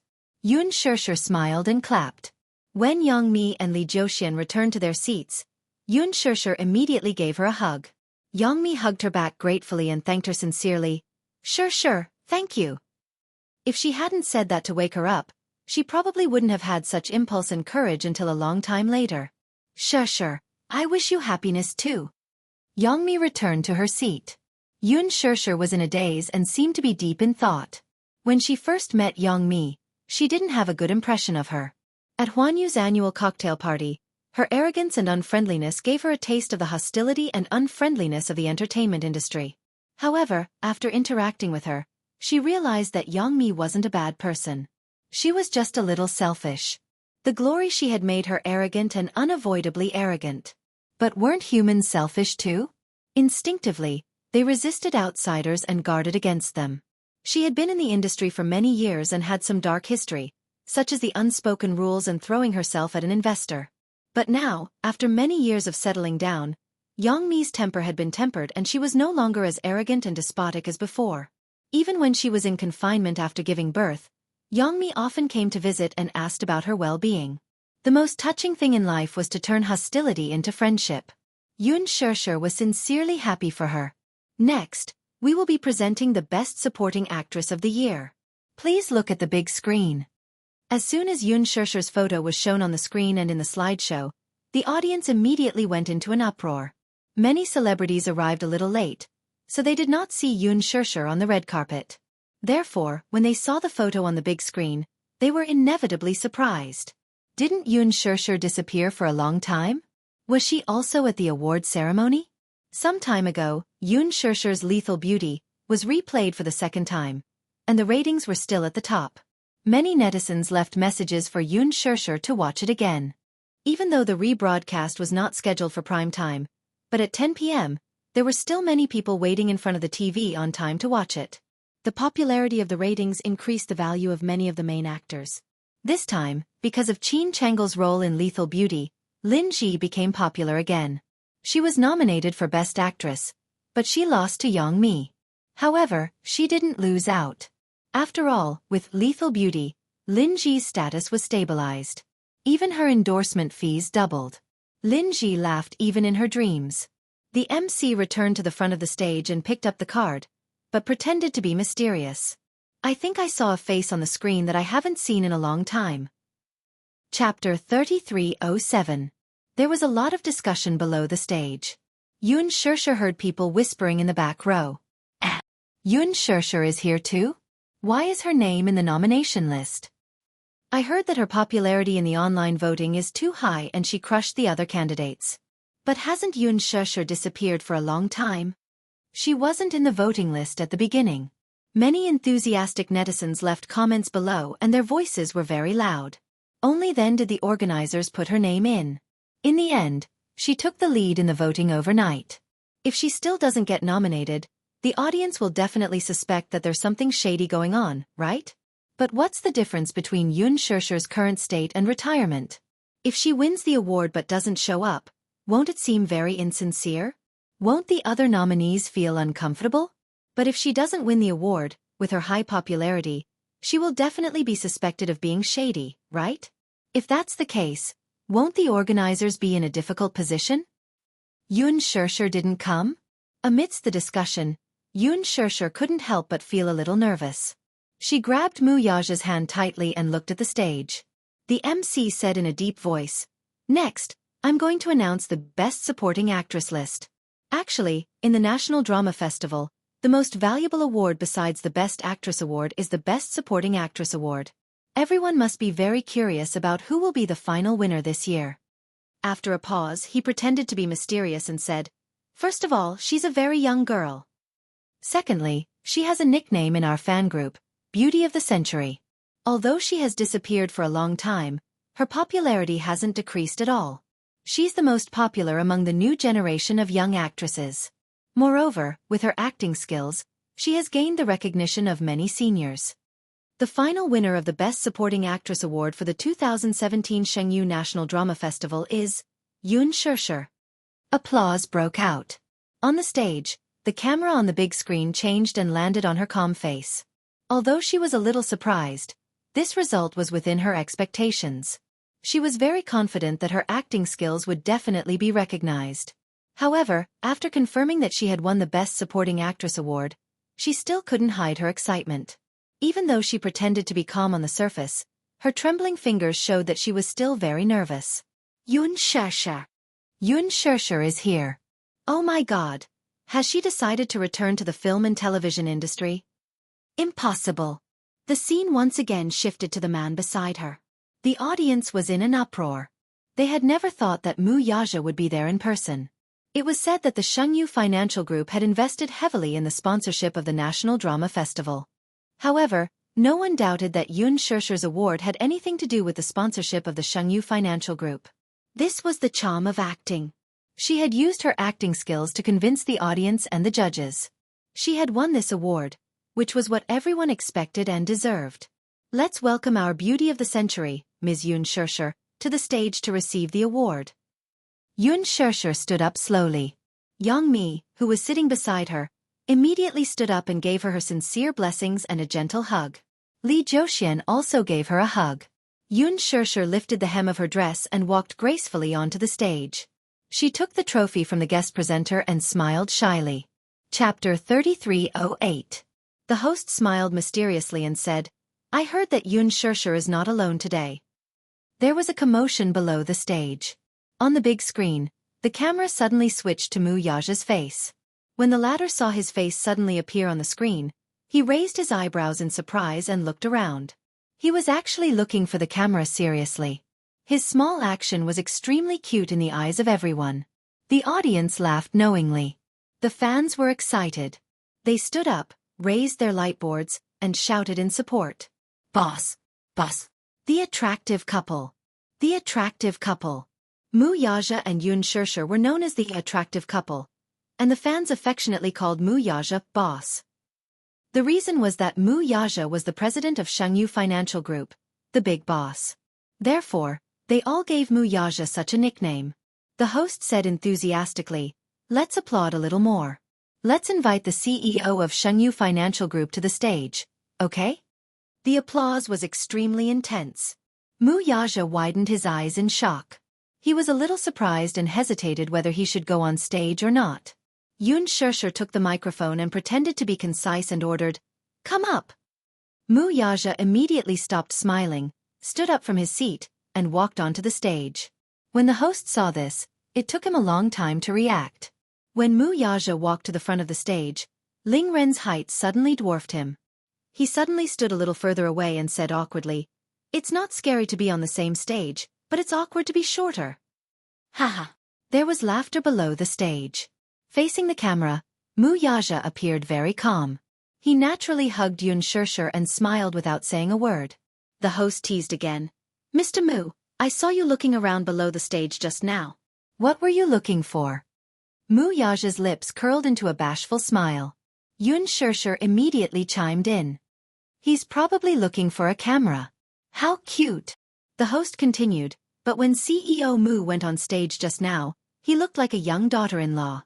Shirshir, who has the final say at home between you and Chairman Mu?" "I have the final say." "She has the final say." The two of them spoke almost in unison. Pink bubbles suddenly floated in the air as the audience cheered. Among the celebrities present, there were quite a number of single people who could no longer keep their composure. This was clearly a public display of affection. That was too much. The host also smiled and said, "Since they said it in unison, it looks like it's true. I remember I saw in a news article that CEO Mu appeared on camera at a financial conference. He clearly had the demeanor of a domineering CEO. Why does it feel like he's a henpecked husband when he's beside Shirshir?" Mu Yaja started to lose his cool and protested. No. Then let me ask you." The host asked, "Who has the final say at home?" Mu Yaja said honestly, "Madam has the final say." The host beamed and asked again, "Then who has the highest status?" A certain big boss was obviously being led into a ditch, but he didn't realize it and still answered obediently, "Madam has the highest status." Yun Shirshir covered her mouth and snickered. She felt that Mu Yaja was really too cute. The host asked again, "Who's in charge of earning money and who's in charge of spending money?" Big Boss Mu said again, "I'm in charge of earning money and Madam is in charge of spending money." Chapter 3309. The MC replied, "Oh." She smiled and shook her head. Then she turned around and asked the audience, "Do you think someone like him is considered a slave to his wife?" The audience cheered. "Yes." The MC asked Yun Shirshir again, "Shirshir, yeah, was what Mr. Mu said just now true? Are you basically in charge at home now?" Yun Shirshir said reservedly, "Basically, I'm in charge of the small things and he's in charge of the big things." Mu Yaja added quietly, "There doesn't seem to be any big issues at home." When Yun Shirshir heard this, she broke into laughter. The MC pressed on and asked, "Then, do you have a higher status in your family?" "A little, but just a little. In our family now, the one with the highest status is still the little princess." "The little princess." The MC widened her eyes exaggeratedly and exclaimed, "Aya, I haven't heard about it. When did you have a daughter?" "She's already 7 months old." 7 months. Aya, she's going to turn 1 soon. However, I think that Shirshir has never exposed her daughter in front of the cameras to protect her. It's said that once a woman becomes a mother, she will gain the charm that only mothers have. I think our Shirshir is a little different from before." Yun Shirshir smiled. "What's the difference?" "The gentleness of a mother." Yun Shirshir blinked and said, "Wasn't I gentle in the past?" The audience laughed knowingly. Yun Shirshir and the MC interacted tacitly. The MC paused and looked at Mu Yaja again. "Now, it's Mr. Mu's turn to take the test." When Mu Yaja heard this, he thought it was a little strange. He raised his eyebrows and asked, "What test?" The MC pulled him aside mysteriously and said in a low voice, "After the little princess is born, in Mr. Mu's heart, Is his wife or his daughter higher? Muyaja said almost without thinking. His wife. When the MC heard this, she snorted and looked like she didn't believe him. He turned around and asked Yun Shirshir, Shirshir, are you satisfied with his answer? No. Yun Shirshir snickered and said, this answer doesn't count. The MC was interested and raised her eyebrows. There's something fishy. Yun Shirshir raised the microphone and replied, at home, he will dote on his daughter. What about the two young masters? He will especially like daughters more, so in his heart, daughters will definitely have a higher status. Muyaja's lips curled into a helpless smile as he wiped the corner of his lips with his fingertips, not knowing whether to laugh or cry. There was an uproar. To everyone's surprise, though, the man actually preferred his daughter over his son. The host smiled and said, it said that this daughter was her father's lover in his previous life. Yun Shirshir smiled shyly, but Muyaja continued, in my heart, Madam is still the most important. Because now, all the happiness I have is because of her. I'm very lucky to have her in my life. She just happened to appear in my world at the right time. Chapter 33:10. Muyaja smiled as he hugged the back of her neck and planted a kiss on her forehead. Congratulations. Congratulations, my wife. Yun Shirshir was so touched that she almost cried. She hugged him tightly, surprised and happy. Until the two of them walked off the stage hand in hand, the crowd's envious gazes followed them. Lin Ji's eyes were filled with jealousy. However, jealousy was one thing. After experiencing some things, she had calmed down a lot. She knew that no matter how unwilling she was, some people should not be touched. After all, she knew that, while Yun Shirshir was weak, the man behind her was not to be trifled with, and he was definitely not a good person. Yun Shirshir was his reverse scale and his Achilles heel. She would not do anything stupid again. After all, she had learned her lesson. Lin Ji turned away and did not look at her. Returning to her seat, Yongmi looked at her with tears in her eyes and gave her a warm hug. Shirshir, you're so lucky. I wish you the best too. Congratulations. Thank you. Yun Shirshir glanced at Yongmi and Li Jiuxian and asked, how about you two? Since you've announced your relationship, when do you plan to get married? Li Jiuxian smiled gratefully. He had heard from Yongmi that it was Yun Shirshir who gave her the courage to announce it on such a sacred occasion. He held Yongmi's hand and smiled at her. There's no rush. After all, we've just announced our relationship. If we get married immediately, the fans will be unprepared. Moreover, I promised Mifu that I would give her a sacred wedding. No matter how big or small, we need to prepare seriously. This can't be rushed. Yongmi added, Shirshir, once the wedding date is confirmed, I'll send you an invitation immediately. You must come. Sure. Yun Shirshir smiled mischievously. I wonder if the sisters group is still looking for people? Yongmi was overwhelmed by the favor. With Yun Shirshir's current status, she was no longer someone she could invite. However, since she had taken the initiative to say that she wanted to join the sisters group, she was naturally more than willing. Sure. As long as you are willing to come, of course you can. Yongmi then asked Muyaja, Chairman Mu, are you coming too? If she's going, I'll naturally go too. What an honor. In front of Muyaja, Yang Chong finally relaxed a little. After the National Drama Festival ended, many celebrities rushed to accept media interviews. Yun Shirshir was tired, so she turned down the interview and took a private jet back to Jingdu that very night. By the time she reached the capital, it was already early in the morning. When she got home and finished washing up, she was so tired that she lay on the bed. As soon as her head touched the pillow, she fell asleep. When Muyaja saw how tired she looked, he couldn't bear to torment her any longer and hugged her to sleep. The next day, Muyaja went to work as usual. Yun Shirshir only woke up in the afternoon. She walked into the cloakroom and found Yu Yu wiping the trophy she brought back yesterday.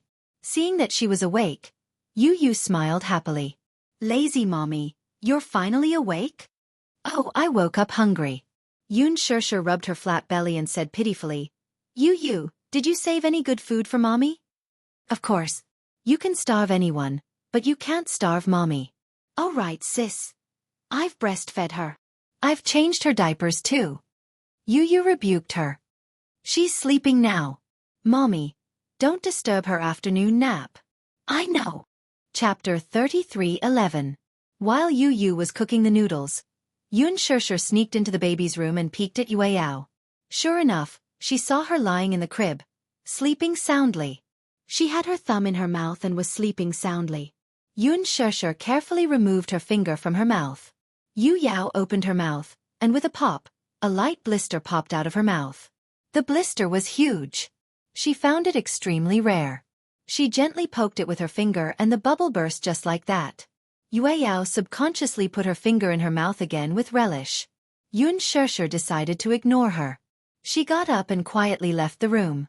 After eating lunch, which was not considered lunch, Yun Shirshir walked to the cloakroom to choose her clothes. In the afternoon, Mu Shi arrived. Yun Shirshir had already prepared everything. When she saw Mu Shi, she passed the necklace in the gift box to her and said, "Take a look." Mu Shi took it curiously and opened the box, only to see a beautiful necklace lying quietly inside. It's an item that I'm going to auction at tonight's charity banquet." As Yun Shirshir spoke, she pretended to be heartbroken and held her chest. "To be honest, I can't bear to part with it. Sigh, I quite like this necklace. Wouldn't it be a pity to auction it off for nothing?" Mu Shi's lips trembled. She looked up at Yun Shirshir and opened her mouth to say something, but no words came out.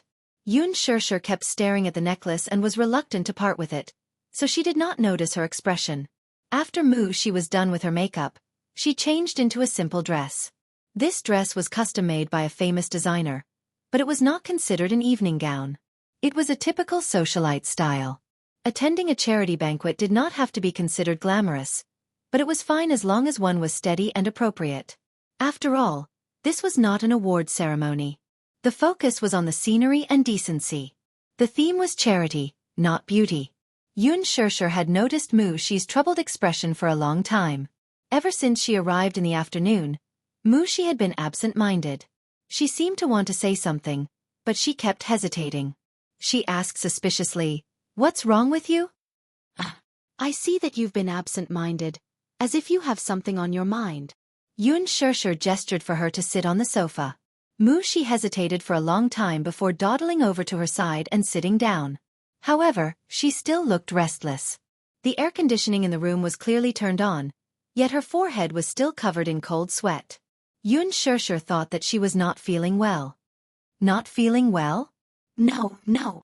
She hurriedly waved her hands to explain, but her words were incoherent. Yun Shirshir laughed and said, "Mu Shi, if you're not feeling well, you don't have to accompany me. Go home and rest early." Yun Shirshir was concerned from the bottom of her heart. She was really concerned about her and was worried that she was not feeling well, yet she was still putting up a strong front. Mu Shi was upset when she heard this. She looked up, her eyes flickering. Looking at Yun Shirshir's sincere expression, she suddenly felt that she was extremely ugly. Yun Shirshir treated her so well, yet she actually made use of her. Mu Shi clutched the corner of her shirt tightly. Her eyes were red and her lips were trembling badly, but she was holding back her tears. What should I do? Should I be honest with her? Chapter 33:12. She was really conflicted. She kept feeling that no matter what choice she made, it would be wrong. Still, she really did not want to harm her. Still, if she did not do that, she really could not find a second way to save her parents. Still, while her parents' lives were important, was Yun Shirshir's life not important, too? What if she met with danger? God knew what that man would do to her. She was so happy now, with 3 adorable children and a husband who loved her deeply. Was such happiness really going to be destroyed in her hands? But if she did not do that, what else could she do? What else could she do? She couldn't just watch her biological parents die. She really couldn't do it. She suddenly felt conflicted. She desperately wanted to save her parents, but she also began to hesitate. Was her decision right or wrong? If she really harmed Shirshir because of her selfishness, she would definitely suffer retribution and die a horrible death. Mu Shi was at a loss for a moment. She covered her face with her hands in despair as tears kept falling from the gaps between her fingers. Seeing this, Yun Shirshir's expression immediately tensed up. She grabbed her wrist and moved it away, only to see her assistant's reddened eyes. "What's wrong?" She hurriedly took a wet wipe and wiped her tears seriously. She asked anxiously, Mushi, why are you crying? Did something happen? Mushi looked at her with reddened eyes. The more she cared, the more guilt and uneasiness in her heart grew. She suddenly bit her lip and wanted to confess to her. Sure, my father, he.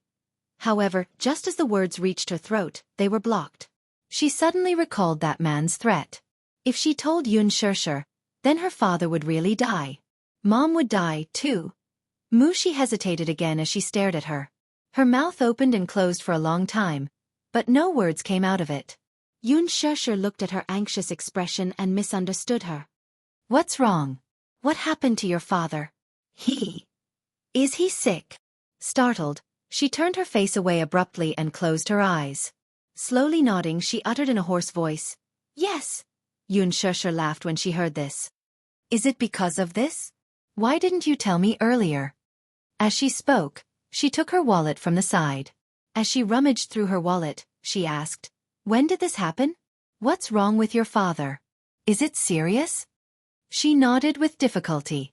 Yes, it's a little serious. The medical fees aren't enough, right? That's why you don't look well these days. You must be worried.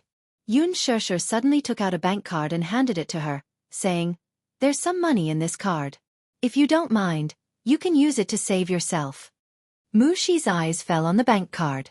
Tears streamed down her cheeks as her lips trembled violently. I don't want to. How could she accept it? What right did she have to ask for it? She shook her head. I don't want to. Are you being polite with me? Chapter 33:13. I can't take it. Mushi pushed the card back and shook her head frantically. Sure, I can't take it from you. Why are you being so polite with me? Just treat it as a loan. My dad. Mushi gritted her teeth and hesitated for a while. In the end, she did not have the courage to tell her everything. Instead, she said with difficulty, My dad is fine. Then, I've noticed that you don't look well these past 2 days. Yun Sure smiled. If you're unhappy about something, feel free to tell me. Mushi was flustered. She hurriedly stood up and said, I'll go to the washroom. Oh. Yun Sure watched in a daze as she suddenly stood up and hurried into the washroom. She was a little confused. Mushi dashed into the washroom and locked the door from the inside. She held onto the counter for support as tears streamed down her face. She bit her lower lip hard and covered her mouth uneasily. Looking at the mirror, her eyes were redder than ever. Yu walked over and saw Yun Sure sitting on the sofa. She was dressed neatly and had light makeup on. He asked curiously, Mommy, are you going out today? Didn't I tell you before that there's a charity banquet tonight? The little lad tilted his head curiously and was a little puzzled. Are you going alone? Yun Sure said, Mushi will accompany me. Yu frowned but did not say anything. There was actually no need to attend a charity banquet. Most charity banquets appeared to be for charity on the surface, but they were not serious banquets behind the scenes. Many powerful entrepreneurs would attend charity banquets. Hence, many female celebrities would often use charity banquets as an excuse to travel among the big shots of the business world in search of potential investors. If they could hook up with a potential investor, it meant that they would have a meteoric rise in their career. Many entertainment companies would also try their best to push their artistes into such banquets in order to broaden their network. These entrepreneurs, under the guise of charity, could establish a positive image in front of the public by doing charity on the surface. Behind the scenes, they could use this banquet to look for potential partners. It was the best of both worlds. Still, since Mushi was with him, he believed that nothing would go wrong. Yu asked, When is Mommy coming back? I'll be back as soon as the party is over. Just as she finished speaking, Mushi walked out of the washroom. She smiled at Yun Sure and said, Sure, the car is waiting for us. Let's go. Yun Sure nodded and said to her, Wait, I'll go get the necklace. Mushi's face froze for a moment before she nodded unnaturally. Yun Sure took out the jewelry box, only to see her assistant standing at the door, biting her nails nervously. She furrowed her brows. Mushi, what's wrong?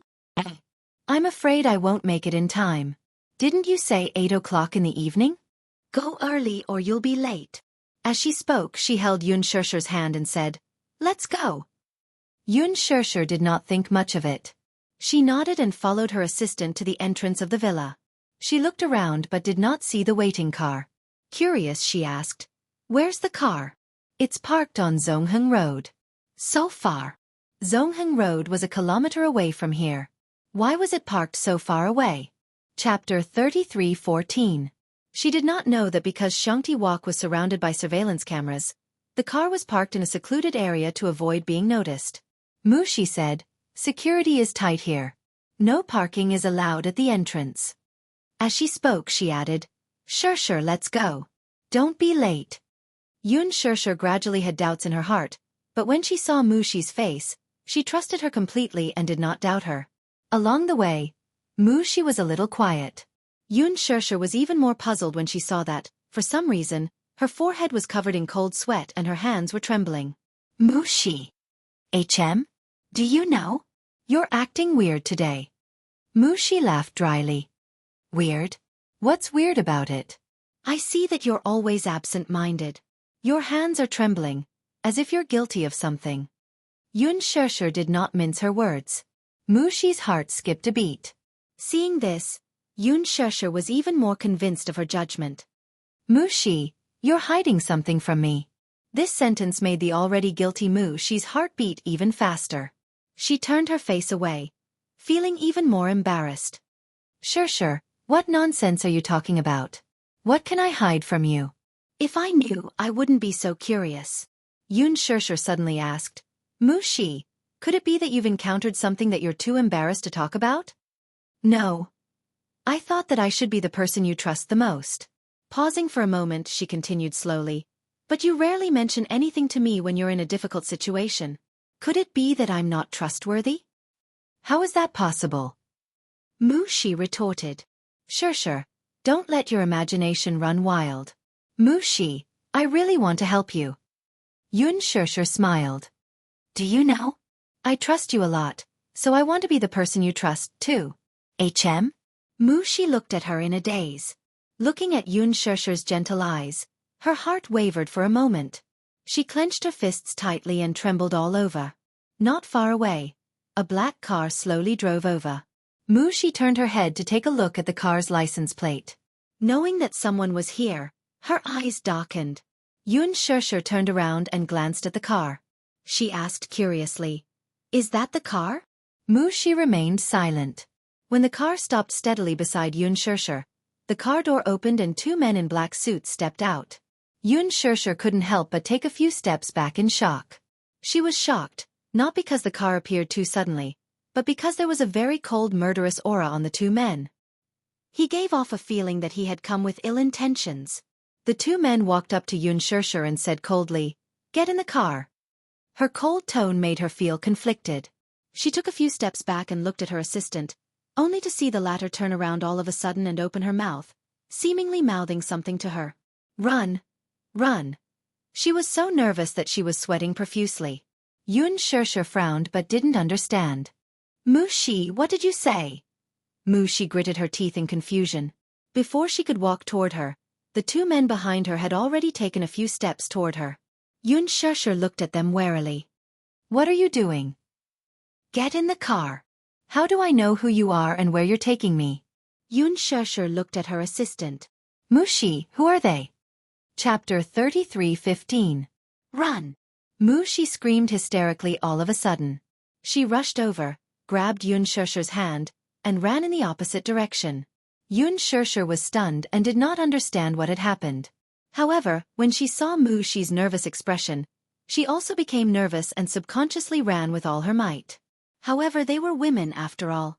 Mushi was wearing sports shoes and could run fast, but Yun Sure was wearing wedge heels and could not run fast at all.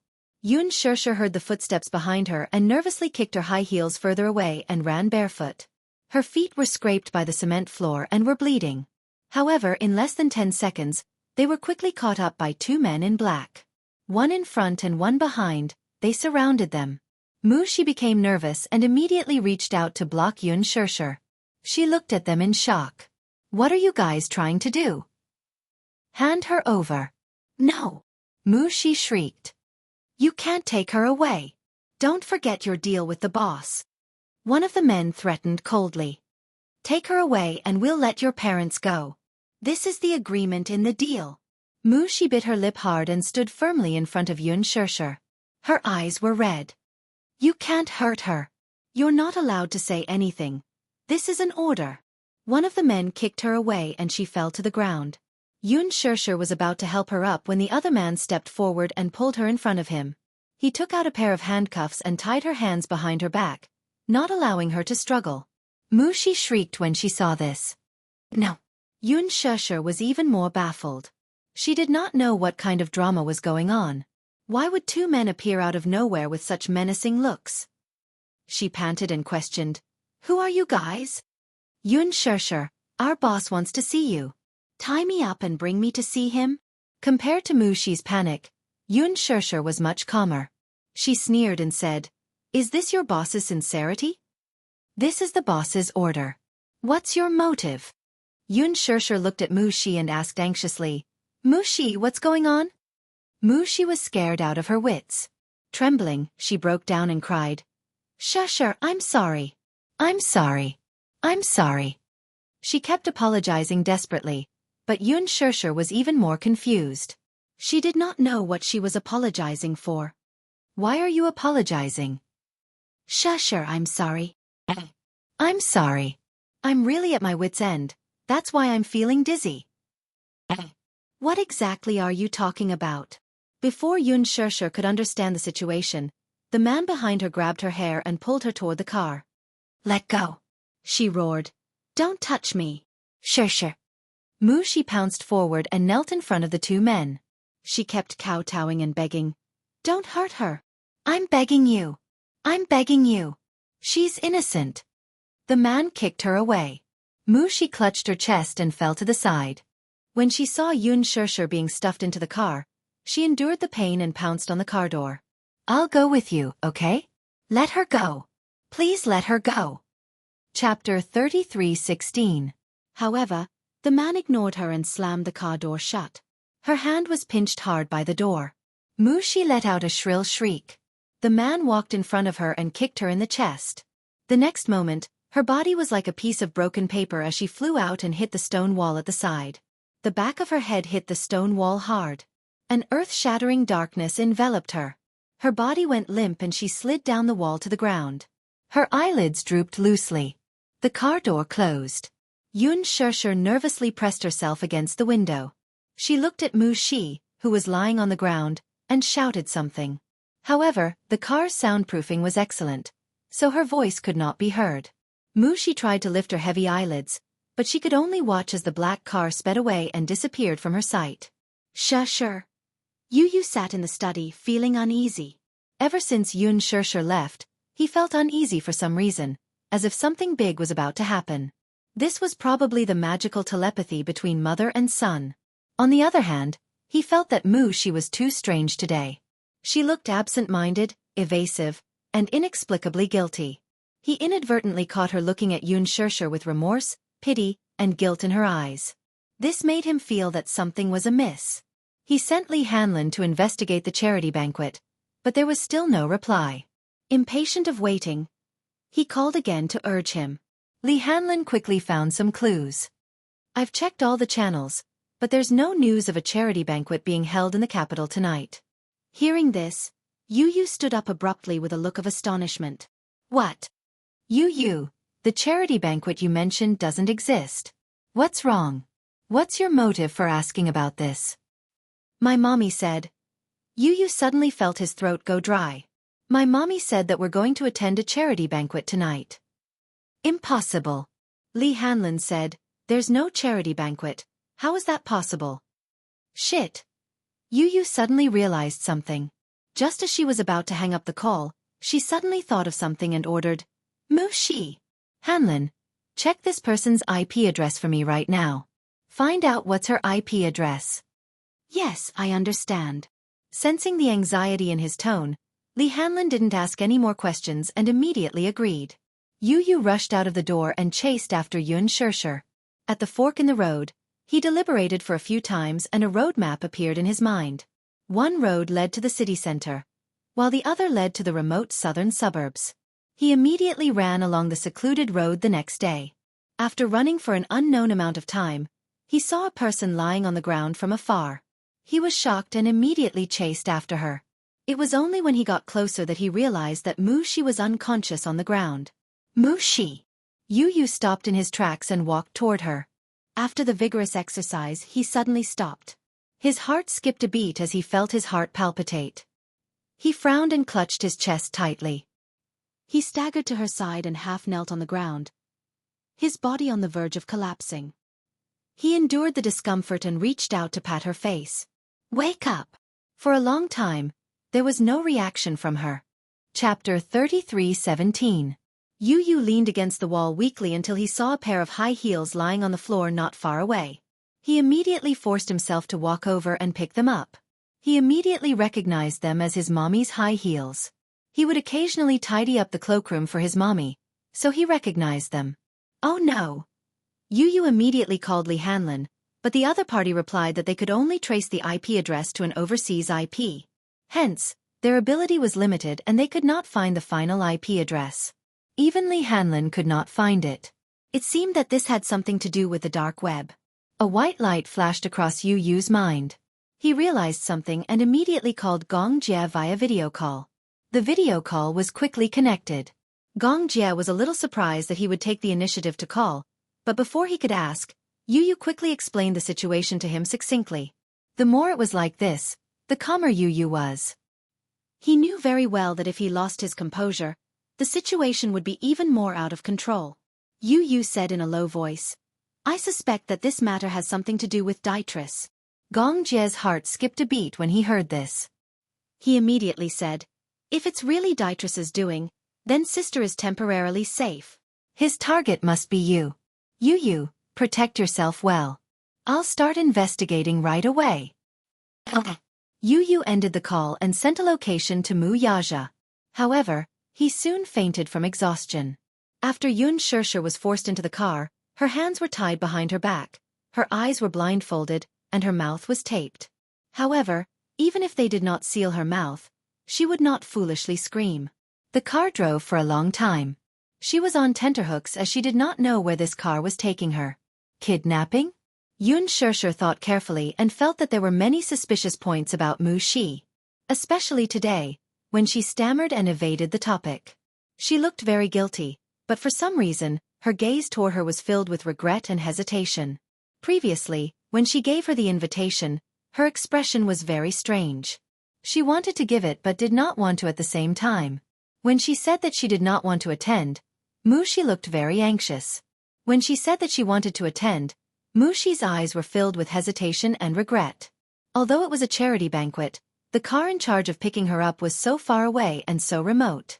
Moreover, when the car stopped beside her, Mu-Shi seemed to know that something like this would happen. She even mouthed the words to tell her to run. Yun Shursher recalled the conversation between the two men and Mu-Shi. Deal and agreement. These two terms clearly indicated that Mu-Shi and these two men knew each other. She was betrayed?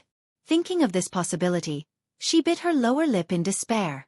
She trusted her assistant so much, but in the end, the person closest to her betrayed her. At this thought, Yun Shursher's heart turned cold. It was as if her blood had been sucked away. Along the way, she kept calculating the distance in her heart. The car drove for more than half an hour. At this speed, they had driven about 60 kilometers. Finally, the car came to a steady stop and she was forced out.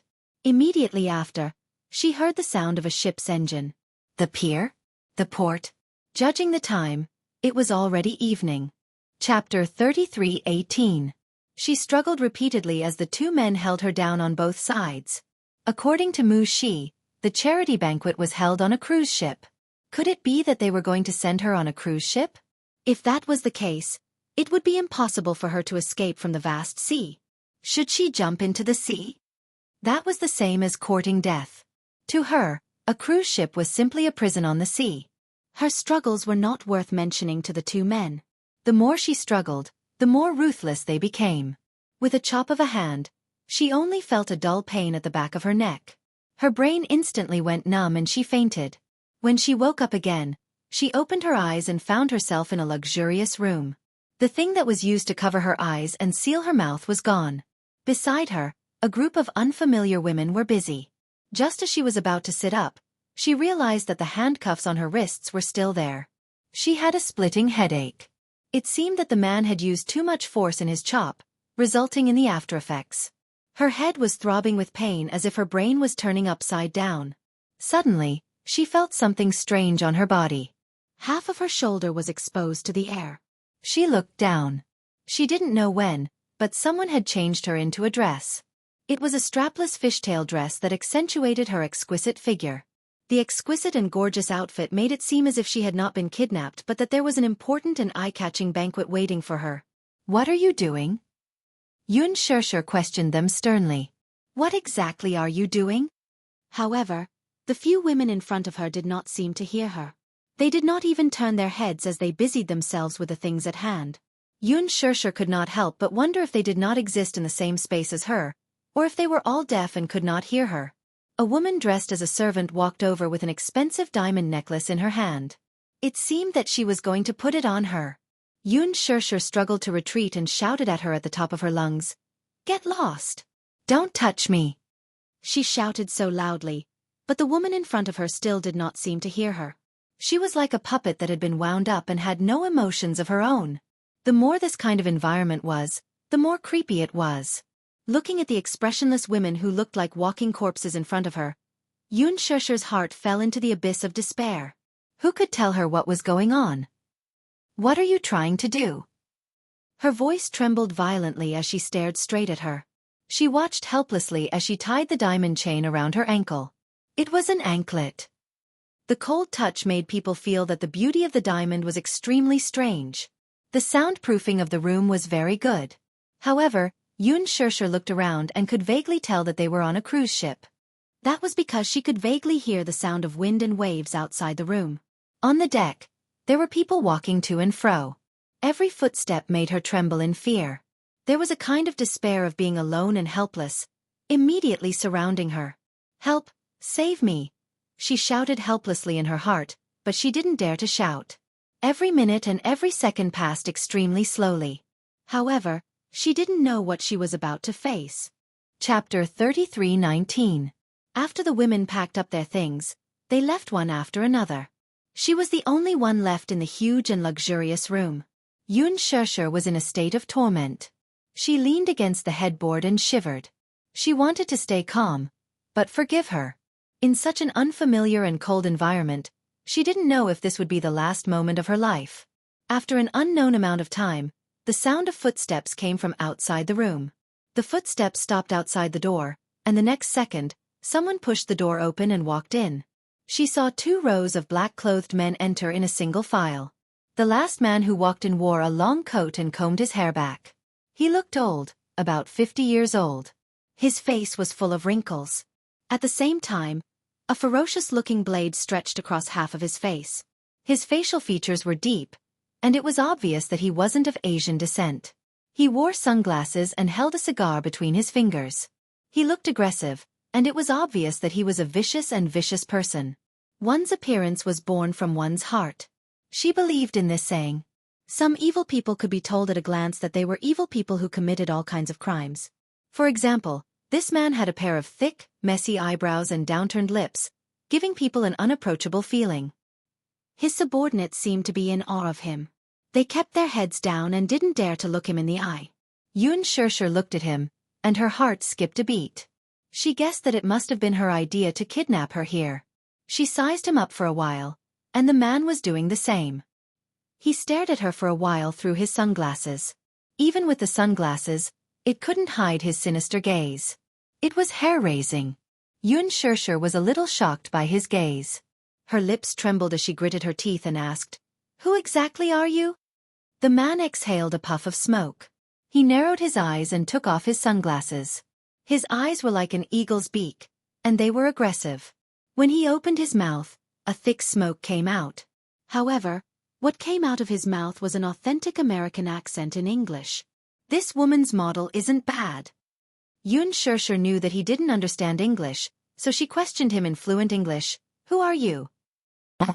"You can speak English." The man was a little surprised.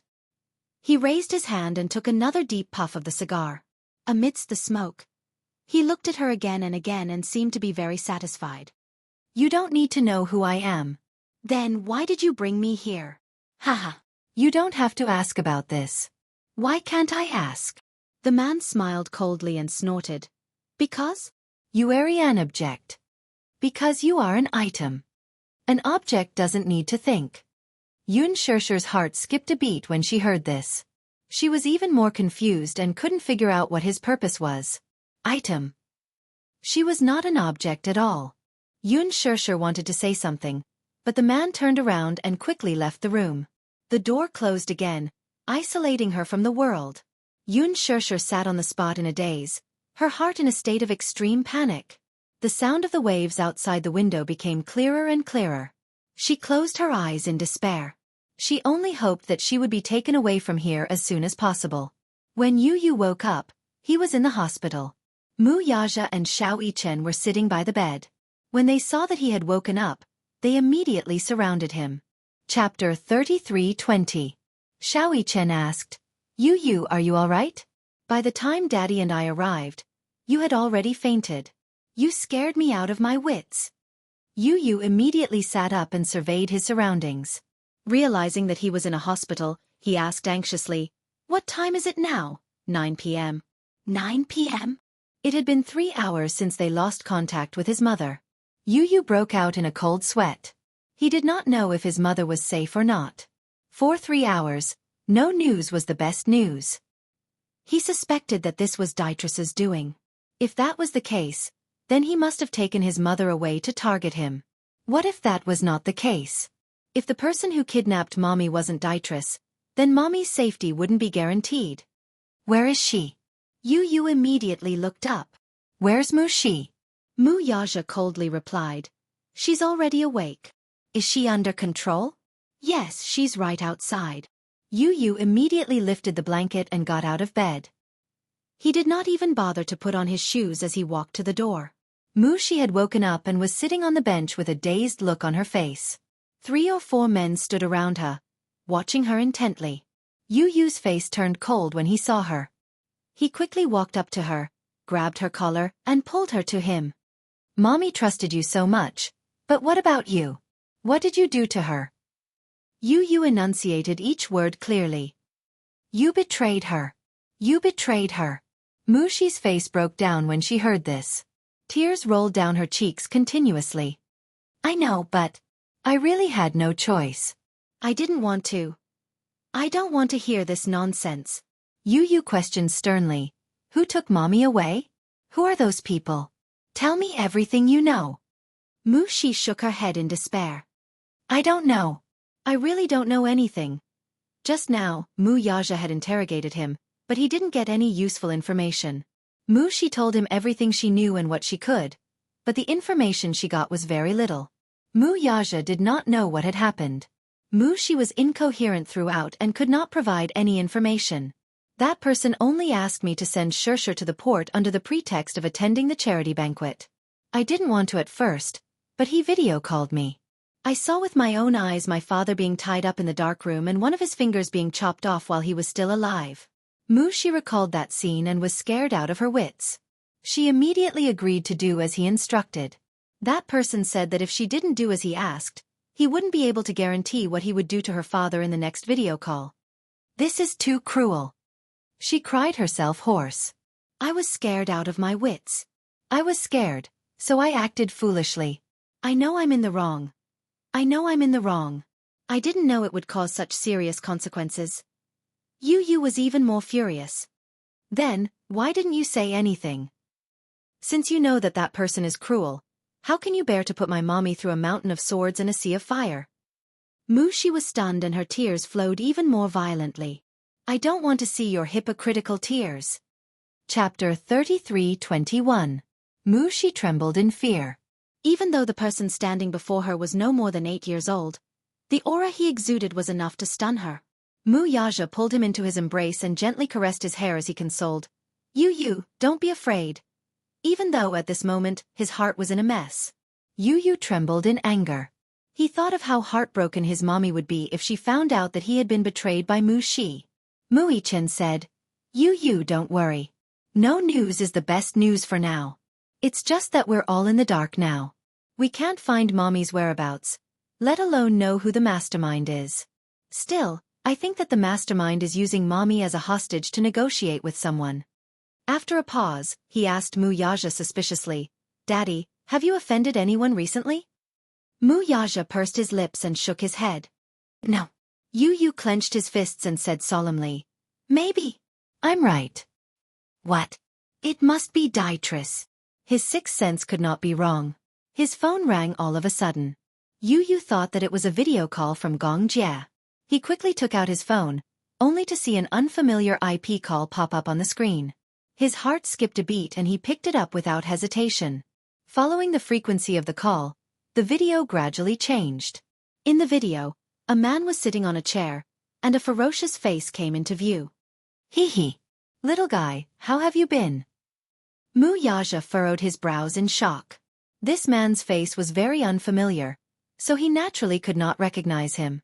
However, this did not mean that Yu could not recognize him. Dietrich? Yu had not seen Dietrich's face before, so he raised a brow in suspicion. So smart. I couldn't believe it.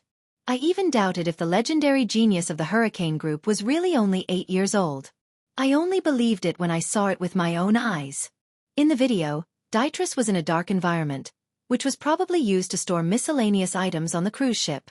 Even though the video's resolution was limited, he could still see the dust flying in the air. Mushi raised her head when she heard the voice. Even though his voice when he spoke to her earlier, it was too easy to recognize this man's voice. It was gloomy, hoarse, and chilling. It's him. She recognized him. She moved closer to the phone and stared at the man's face as she yelled, What did you do to Shershur? She was speaking in Chinese, but Dietrich didn't understand Chinese, so he misunderstood her meaning. Do you want to see your parents? Sure. Dietrich signaled with his eyes, and the camera quickly turned to the other side. Under the dim light, Mushi saw with her own eyes that her parents were tied to an iron pillar with iron chains tightly binding them. There were no injuries on their bodies. It seemed that Dietrich did not torture them too much. However, after being imprisoned for a long time, their mental state looked terrible. Their heads were hung low, and it was unknown if they were awake or unconscious. It was unknown whether they were dead or alive. Yu finally understood why Mushi did this. It turned out that Dietrich had kidnapped her parents. Despicable. Shameless. Cunning old fox. Chapter 33-22. Mushi's facial muscles twitched as she gritted her teeth. Hating this man to the core, she shouted at the top of her lungs, Let them go now. Yu replied coldly, He won't let them go. What? Who do you think he is? A philanthropist? Don't even think about living once they're in his hands. The next second, Dietrich's voice was heard in the video. According to our agreement, I should have let them go. However, it's a pity that you've broken your promise. Our deal is no longer valid. What I promised you naturally doesn't count, either. Mushi, who did not understand English, was at a loss. However, she soon saw two men step forward and untie the ropes binding them. They then fell limply to the ground. Ah! She cried out nervously. She saw two men holding her father and mother by the collar and walking to a cabin door. They opened the cabin door, and as the cruise ship sailed through the wind and waves, the blue waves came into view. She finally understood what this man was trying to do. She screamed, No! Before she could finish her words, the man in the video kicked her mother out of the door. Her body sank heavily into the sea and was quickly swallowed by it. Ah! Mushi watched this scene in disbelief. She fell to the ground in a daze as big drops of tears rolled down her cheeks. Her whole body trembled violently as she looked at the camera again. In the video, Mushi's father woke up abruptly. He looked at the man and opened his mouth to scream. Mushi thought that he was too frightened to speak, but Yu knew very well that the reason he was screaming was not just out of fear but because his tongue had been cut off. How cruel! Yu clenched his fists tightly. The next second, Mushi's father was pushed out of the door. His body sank into the sea, but he quickly floated up. He kept struggling, but he was soon swallowed by the waves created by the cruise ship. Mushi broke down and screamed, No! The cabin door was closed. Dietrich's cruel methods were hair-raising. Mu Yichen was dumbfounded as his heart clenched tightly. He was not in the mood to care about Mu Shi's parents. Instead, he was worried about Yun Shishir's safety. Dietrich was vicious and merciless. He did not say a word of nonsense. Just like the scene just now, he was ruthless and decisive. There was almost no hesitation in killing them. It was as if 2 lives were as lowly as grass in his eyes. There was no doubt about this, though. After all, he was the boss behind the dark web. His business of kidnapping women from all over the world and selling them at a high price. Even Mu Yichen, who had seen many deaths, was frightened out of his wits by this scene. Yu Yu gritted his teeth. "Where's my mommy? Do you want to see her?" Dietrich laughed coldly. "But unfortunately, she will be the highlight of the auction." "Auction?" The boy was shocked. "What do you want?" "This lunatic." "Dietrich's death, do you know? I lost a total of $3 billion USD because of you." Yu Yu pursed his lips tightly and said in a low voice, "$3 billion, is it? I'll compensate you." "Do you have the money to do that?" "Give me 1 night. I'll prepare it immediately." Chapter 33-23. 1 night? Haha. I can't wait that long. Dietrich proposed a deal. "I'll only give you 2 hours. 2 hours." It was impossible to prepare so much cash at once. Dietrich was demanding an exorbitant price. It was not that he did not have the ability to fulfill it, but the reality was that it was already the middle of the night. Even if there was an account turnover, there would be backstage operations. What he wanted was cash. Where would he get so much? $3 billion USD. Not every bank had such a shocking amount of foreign reserves. Moreover, the banks were closed now. If he urgently informed the bank management that he needed to withdraw $3 billion USD in cash, it would be as difficult as ascending to the heavens. Moreover, he had to appear at the port in 2 hours. Otherwise, his mother's safety would be in danger. However, if he relied on the Hurricane Group, $3 billion would not be difficult. As far as he knew, most of the transactions of the Hurricane Group were cash transactions. Therefore, for the Hurricane Group, it would not be difficult to come up with $3 billion in cash. However, it would take some time for the Gong Jie to arrive from the Hurricane Group. Dietrich said, "Remember, I want cash. 2 hours later, I'll send someone to pick you up at the port. If you can't wait for the $3 billion, don't blame me. It's not like I didn't give you a chance." Yu Yu could not care less and agreed immediately. "Okay. I promise you." "Remember, 2 hours later, you have to come alone with cash. If you bring someone else, my bullets won't have eyes." Dietrich was very cunning. He knew that one more person meant one more danger. If it was a child, he could still control it. However, if he brought an adult, there would be more uncertainty. He was not stupid enough to take the risk. "I want to see the person first," Yu Yu requested. Dietrich laughed when he heard that. "You think I'm negotiating with you? We're both businessmen. You've put forward your terms, so why can't I put forward my terms?" "You're wrong. This is not a transaction. Even if it's a ransom, you have to let me see that the person is safe." "Dream on." Dietrich was firm. "Remember, I'm only giving you 2 hours. If you don't come in 2 hours, you can wait to collect the corpse." Haha. At the last moment of the video, it stopped at Dietrich's cold and arrogant laughter. After ending the call, Yu Yu bit her lip and looked up at Mu Yaja. "Daddy, can you prepare so much cash within an hour?" $3 billion. Mu Yaja took a deep breath. Time is a little tight, but it's not like we can't think of a way. What he said meant that it was impossible to raise so much cash within an hour. He was well aware of Mu Yaja's financial situation. He had $3 billion USD in foreign exchange reserves. However, even if he had the authority, it was impossible for him to withdraw so much cash in such a short time. Dietrich was giving him a hard time. What did this mean? It meant that he already had a plan for the next step. "There's no time," Yu Yu said. "If you really don't have enough time to prepare, it's okay. I'll go alone." "No." Mu Yaja rejected her without thinking. How are you going to get there? If he went alone, he would just be throwing his life away. Chapter 33-24. Of course, it's to negotiate with him. How are you going to negotiate with him if you don't have a single cent? Although Dietress's methods are cruel, he will never make a losing deal. He won't kill me so easily. I'm doing this to buy time. Yu paused for a moment and said, I've already contacted Uncle. If nothing goes wrong, he should be here tomorrow morning.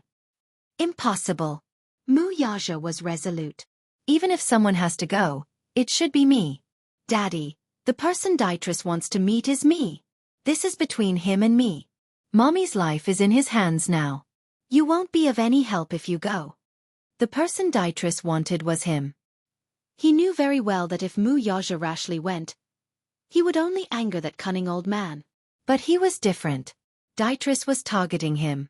He was confident and believed in Mu Yaja and Gong Jie. The purpose of leaving Mu Yaja behind was to let him help Gong Jie. He was going to buy time. Opportunity always came with danger. How could one catch a tiger cub without entering the tiger's den? Yu smirked and said, This is my fault. It's my fault for not killing him. I implicated Mommy. Since that's the case, I should take responsibility. Mu Yaja squatted down and grabbed his shoulders tightly. You want me to watch you take the risk? I won't be stupid enough to do something I'm not confident in. Daddy, don't you know me? Yu pretended to be relaxed. Daddy, don't tell me you don't believe me? Mu Yaja was silent for a moment. Mu Yichen suddenly said, Daddy, I'll go with Yu. No. Yu said, You can't go. You'll be sending yourself to death. Yu, we can't go without either of us. I'll go with you. Trust me, I can definitely protect you and Mommy. Are you crazy? Yu said angrily. Do you know where that is?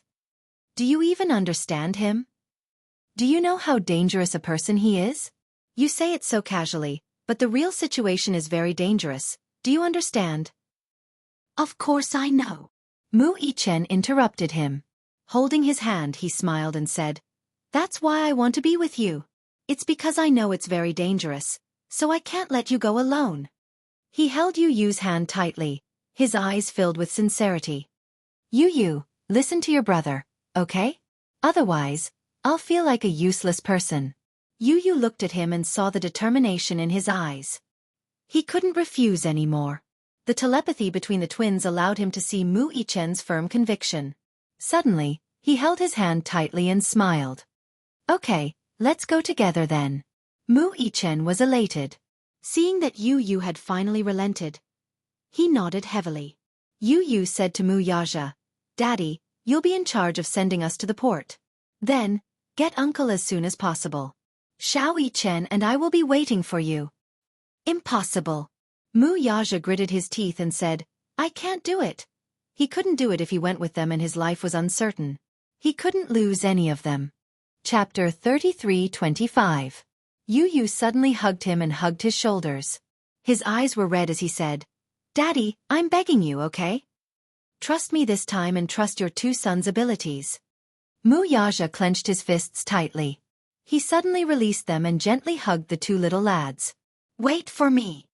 2:00 in the morning. It was midnight. The night was dark and gloomy. Dark clouds covered the moon and it looked like it was going to rain heavily. The car sent Yu and Xiao Yichen to the harbor early and left quickly. Xiao Yichen held onto Yu's hand tightly and didn't want to let go. The two little lads stood at the harbor.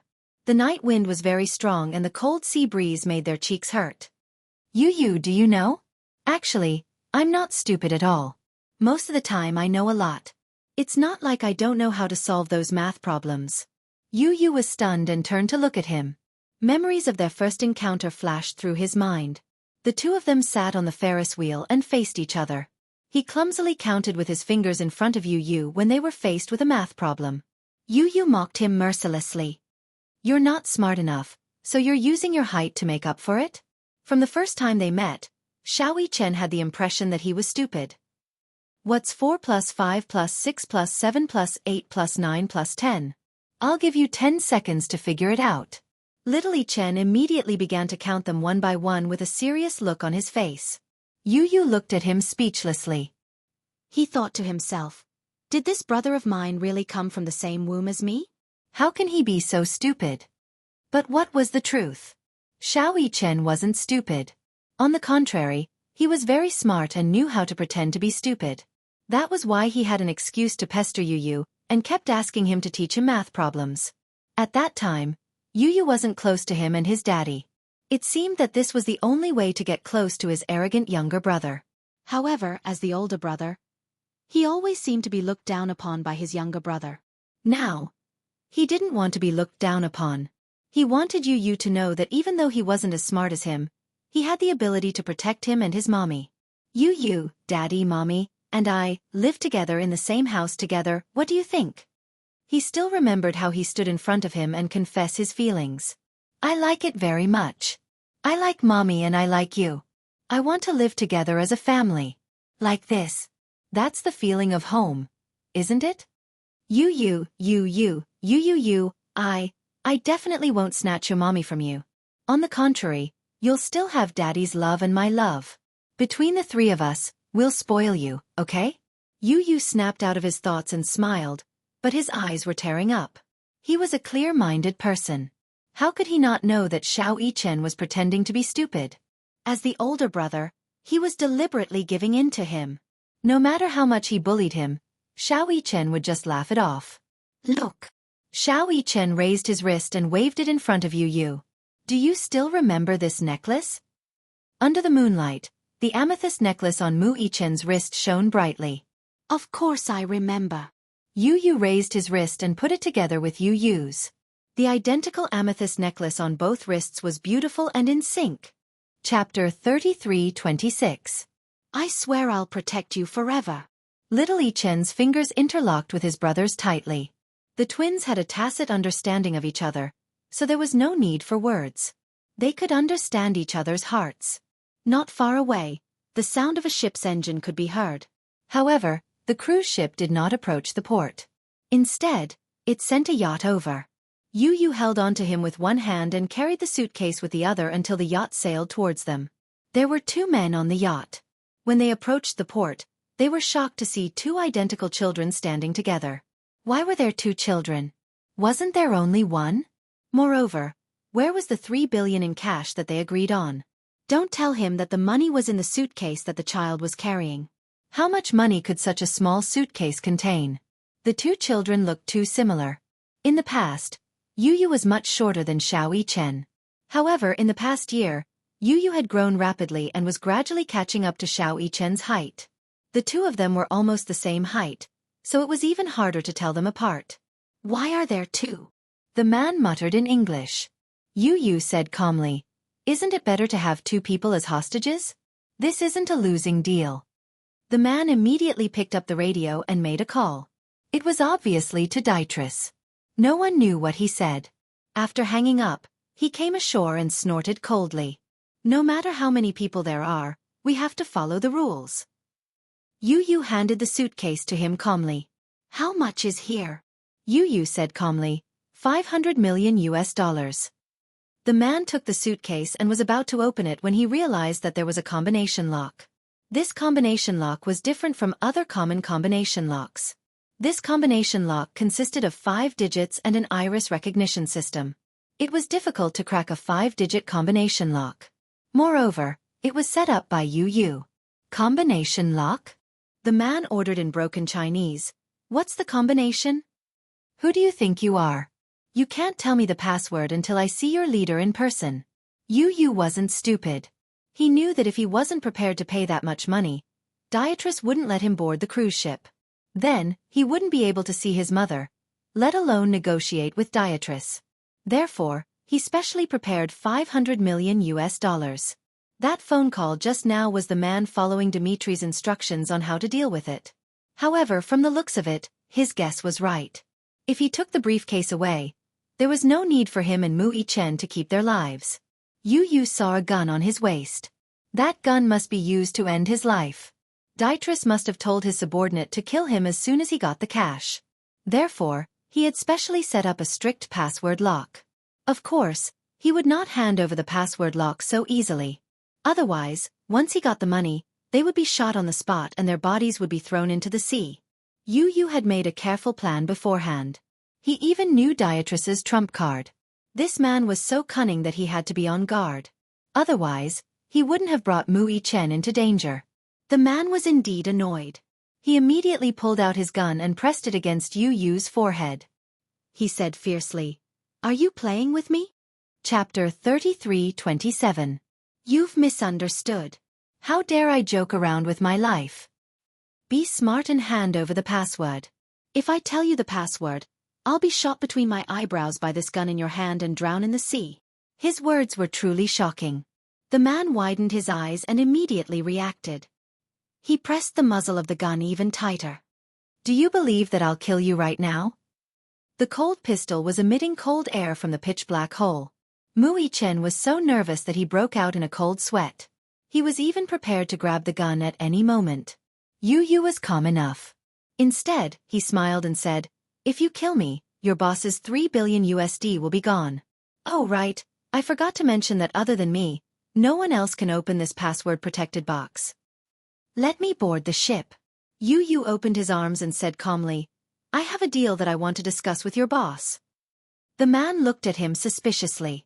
Then, he put the gun away and began to search Yu Yu and Xiao Yichen's bodies.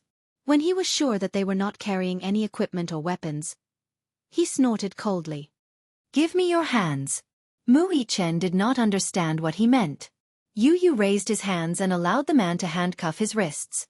The latter immediately understood and obediently extended his hands, allowing his wrists to be handcuffed. The two little munchkins boarded the yacht successfully.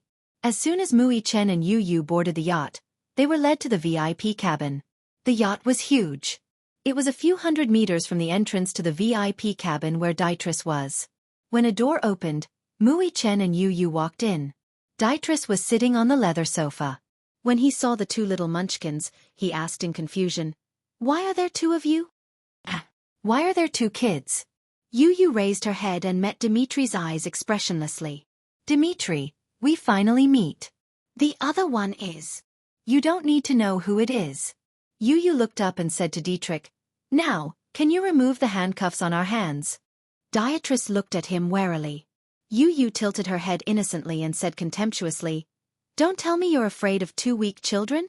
What a joke." Immediately, someone unlocked the handcuffs on Yu Yu and Xiao Yichen. Yu Yu naturally sat down opposite him. She smiled and said, "Mr. Dietrich, due to Hurricane Group's negligence, we're deeply sorry for the losses we've caused you. So, we're here to express our gratitude." Yu Yu signaled with her eyes. Xiao Yichen immediately understood and walked forward. She placed a suitcase on the table and unlocked it in front of everyone. She slowly pushed the suitcase full of US dollars in front of Dietrich. Dietrich glanced at them indifferently and couldn't help but frown. The US dollars were stacked neatly in the suitcase.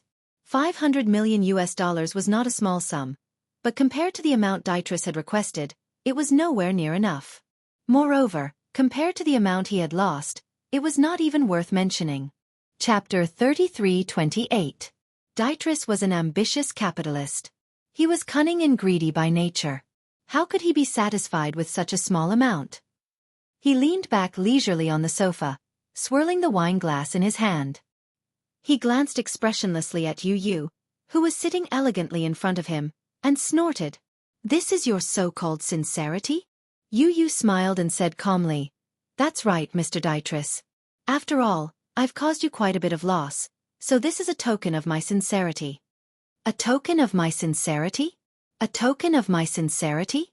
Heh, what did this brat think he was? A philanthropist? Token of my sincerity? Heh." Dietrich couldn't help but laugh out loud. He took a sip of red wine and slowly stood up. He walked up to him, leaned forward slightly, and looked down at him. He asked coldly, "A mere $500 million. How does it compare to the amount I've lost?" Dietrich's eyes were calm. He smiled and said, "Of course it's insignificant. But Mr. Dietrich, don't you think it's too much to ask me to prepare so much money in 2 hours?" Dietrich narrowed his eyes, revealing a beast-like sharpness. He curled his lips coldly and laughed mockingly.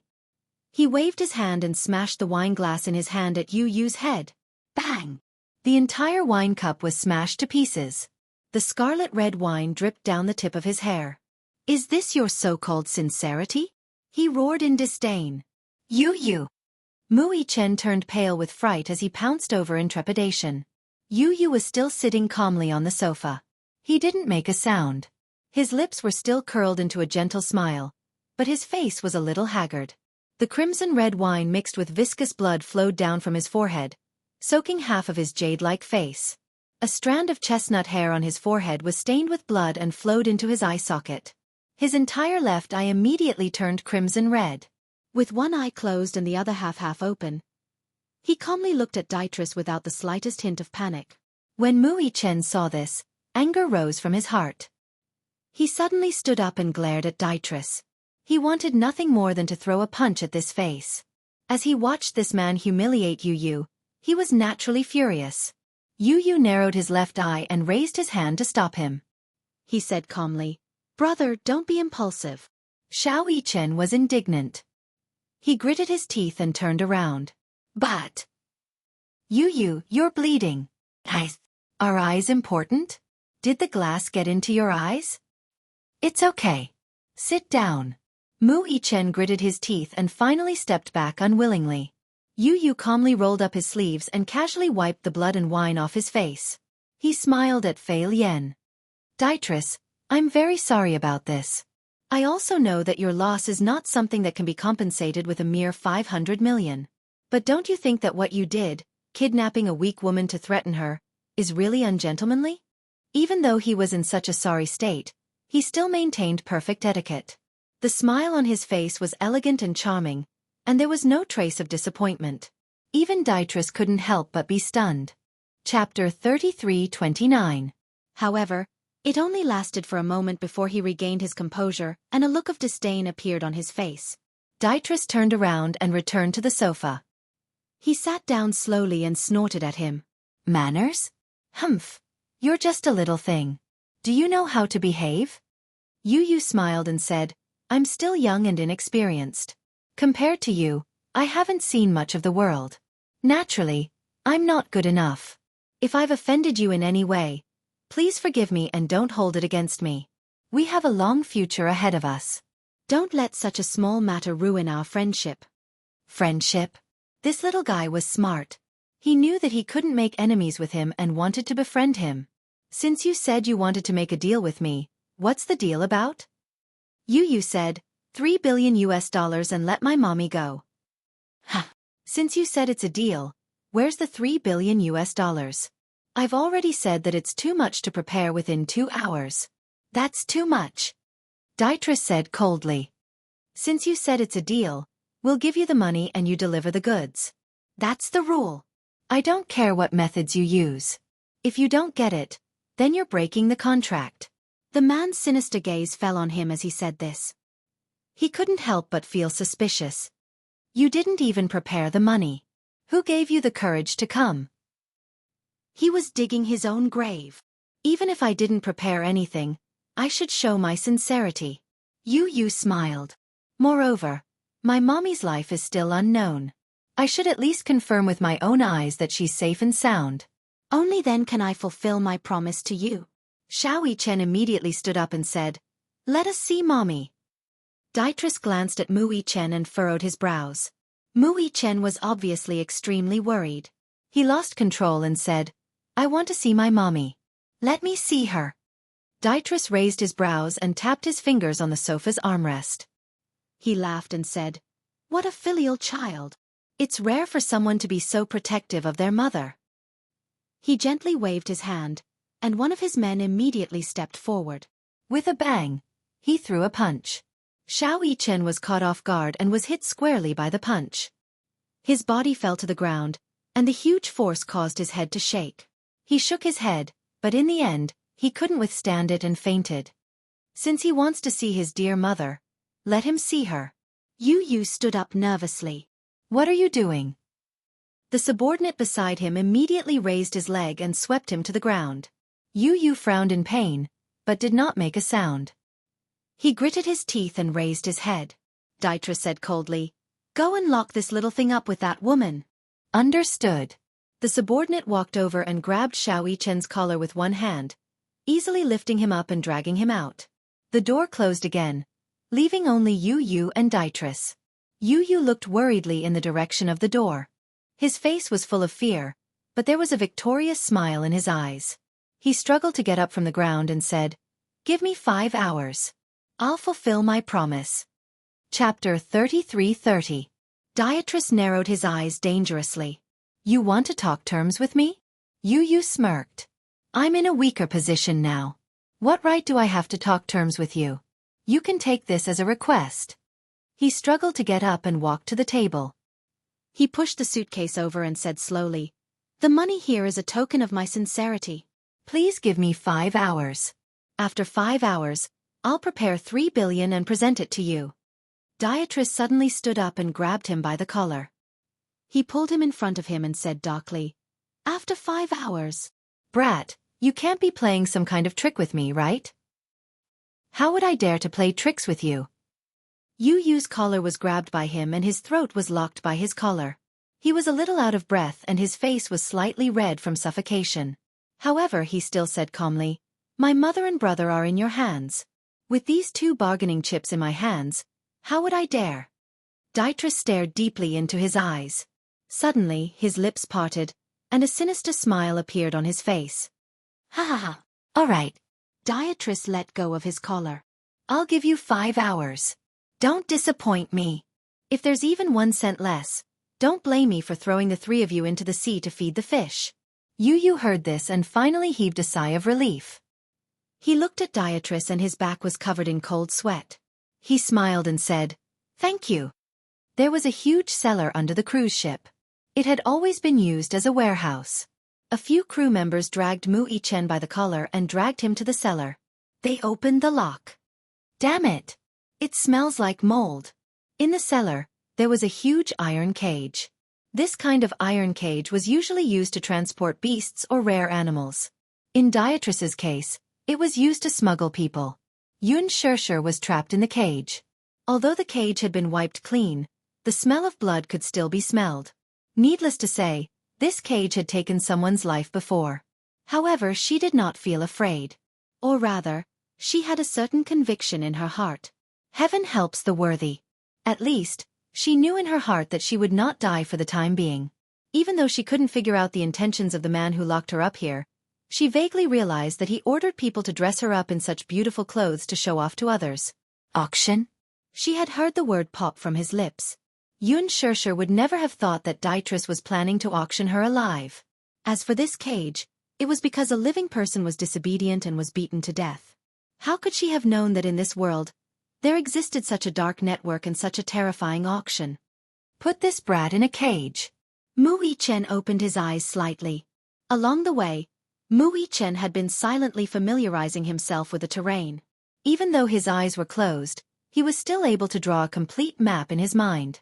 Realizing that he was already in the cellar, his right hand slowly touched his waist belt. Previously, before boarding the ship, Dietrich's subordinates had searched his entire body but didn't find any suspicious weapons. That was because his weapons were hidden in an unknown place. Chapter 33:31. He wore a belt on his pants. The belt was just an ordinary belt, but the buckle was not simple. When Yun Shershur saw someone enter with a child in his hand, she had a bad premonition. Until she saw the child in the man's hand, she screamed in shock. "Ee!" Before she could finish her sentence, Xiao Yichen opened his eyes slightly and gave her a look. Yun Shershur immediately shut her mouth and clutched the iron bars tightly as her heart trembled with fear. The crew member threw him to the ground and tried to kick him a few times. Seeing that he didn't react, they assumed that he was a child and wouldn't be a threat. Hence, they walked to the other cage and opened the lock. Now was the time. Mu Yichen flipped over and landed firmly on the ground. He casually grabbed the buckle, pulled it off, and pressed the mechanism. A sharp blade immediately popped out from the metal buckle. He looked around and saw that there were 6 people in total. When the crew heard the commotion behind them, they turned around abruptly, only to see Mu Yichen standing behind them with a sharp dagger in his hand. Their faces turned pale with fright. Damn it, where did this brat get the dagger? Take him down. 2 tall and burly men immediately pounced on him. They originally thought that the child would be scared witless, but they didn't expect Xiao Yichen to charge at them. The 2 men immediately took out their machetes and slashed at him. Xiao Yichen nimbly dodged their attacks and grabbed the man in front. He gripped the man's wrist tightly with such force that the man cried out in pain. The machete fell to the ground with a clang. Ah! Xiao Yichen sneered and jumped up. His hands held the man's waist tightly, and he used the man's strength to twist his legs around the man's neck like a pair of scissors. He twisted his neck fiercely and spun it in a dazzling manner. The man's neck was tightly gripped. Then, he felt a sharp pain as the inertia threw him to the ground. His back slammed heavily against the ground, as if his spine was about to break. Xiao Yichen raised his hand and slit his throat with the sharp dagger. Blood spurted out. From the moment he made his move to the moment he killed his opponent, it took him less than 10 seconds. Fast, accurate and ruthless, every move made one's scalp tingle. No one would have thought that a little brat would have such powerful skills. Such a small fellow was actually such a ruthless character. Go! The man gave another order and fumbled for his gun. One of the men picked up a scimitar from the ground and charged at him. Be careful! When Yun Shirshir saw another man stabbing him with a knife, he was so scared that he almost suffocated. Xiao Yichen curled his lips and didn't turn around. Based on the sound of footsteps behind him, he turned around and performed a beautiful and clean roundhouse kick. It accurately hit the man's face, and the man fell to the ground with a thud. His nose was broken. The man fell to the ground. He covered his nose and wailed in pain. Xiao Yichen reached out, grabbed him by the collar, and viciously punched his throat. The man's throat made a strange sound. His eyes widened, his face stiffened, and he stopped breathing. Xiao Yichen looked up and heard the sound of a gun being loaded. From the corner of his eye, he saw a cold glint flash across his face. Chapter 33-32. The moonlight shone in through the skylight. The remaining crew members held their guns tightly and aimed them at him. They shouted in broken Chinese, "Don't move! They have guns!" Xiao Yichen's lips stiffened. He slowly stood up and raised his hands above his head with a cold expression. "Put the knife down!" The man shouted at the top of his lungs again. It was as if the person standing in front of them wasn't an 8-year-old child, but a demon. Mu Yichen tilted his head. The corners of his lips curled into a devilish smile, as if he didn't understand. The man gestured with his hands and said, "Put the knife down." Little Yichen replied with an "oh," and pretended to put down the dagger in his hand. Only then did they relax a little. However, this slight relaxation caused him to narrow his eyes abruptly. The dagger in his hand flew out and drew a dazzling arc in the air. With a swoosh, it ruthlessly pierced one of the men's neck. Blood splattered on the ground. He wanted to shoot, but his body had already collapsed. The remaining 2 men panicked. They were so frightened that they were about to lose their minds. In their panic, they fired blindly and lost their aim. Little Yichen stretched out his leg and hooked the corpse on the ground with the tip of his toe. He pulled it up and used it as a shield in front of him. His right leg hooked onto the machete that had fallen not far away. He hooked it up, caught it firmly with his hand, and threw it back. Compared to the 2 good-for-nothings, Little Yichen had undergone rigorous training. Coupled with his calmness in the face of danger, he did not panic at all even when he was outnumbered. He aimed accurately at one of the men's chest and viciously plunged his dagger into it. The remaining man raised his gun with trembling hands. However, he realized that he had already fired all 6 bullets in the panic. He hurriedly wanted to reload, but Xiao Yichen was already walking towards him. He was quick to change the magazine, load the gun, and fire. Mu Yichen suddenly grabbed his wrist and pointed his gun to the side. Bang!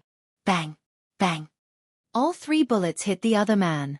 Mu Yichen lifted his leg and kicked the man's crotch. The man cried out. His legs tightened and clamped down. Xiao Yichen jumped up and grabbed the man's hair. He dragged the man by his hair and walked towards the metal cage. Clang! A loud sound was heard. The man was in so much pain that he felt dizzy. "Spare me! Spare me!" Mu Yichen did not have the patience to listen to his nonsense, though. Grabbing the man's jaw with one hand and his neck with the other, he twisted his neck viciously. The man's throat joint was immediately dislocated. With a whimper, the man's head drooped weakly as he fell to the ground. The scene was a mess, and the pungent smell of gunpowder filled the entire cellar. Mu Yichen slowly stood up and surveyed the corpses on the ground. He carefully checked them again until he was sure that they were all dead. Finally, He heaved a sigh of relief and calmed himself down before walking over to his mother. Yun Shirshir was so shocked that she couldn't speak. Xiao Yichen immediately comforted her. "Mommy, don't be afraid. You'll be fine." He lowered his head and looked at the lock of the metal cage to study it. Yun Shirshir still had a lingering fear. She couldn't help but tremble with fear when she thought about how the 6 of them were against him. Mu Yichen locked the cellar door from the inside to ensure that no one would barge in. He then focused on studying the lock in his hand. "Yichen, why are you here?"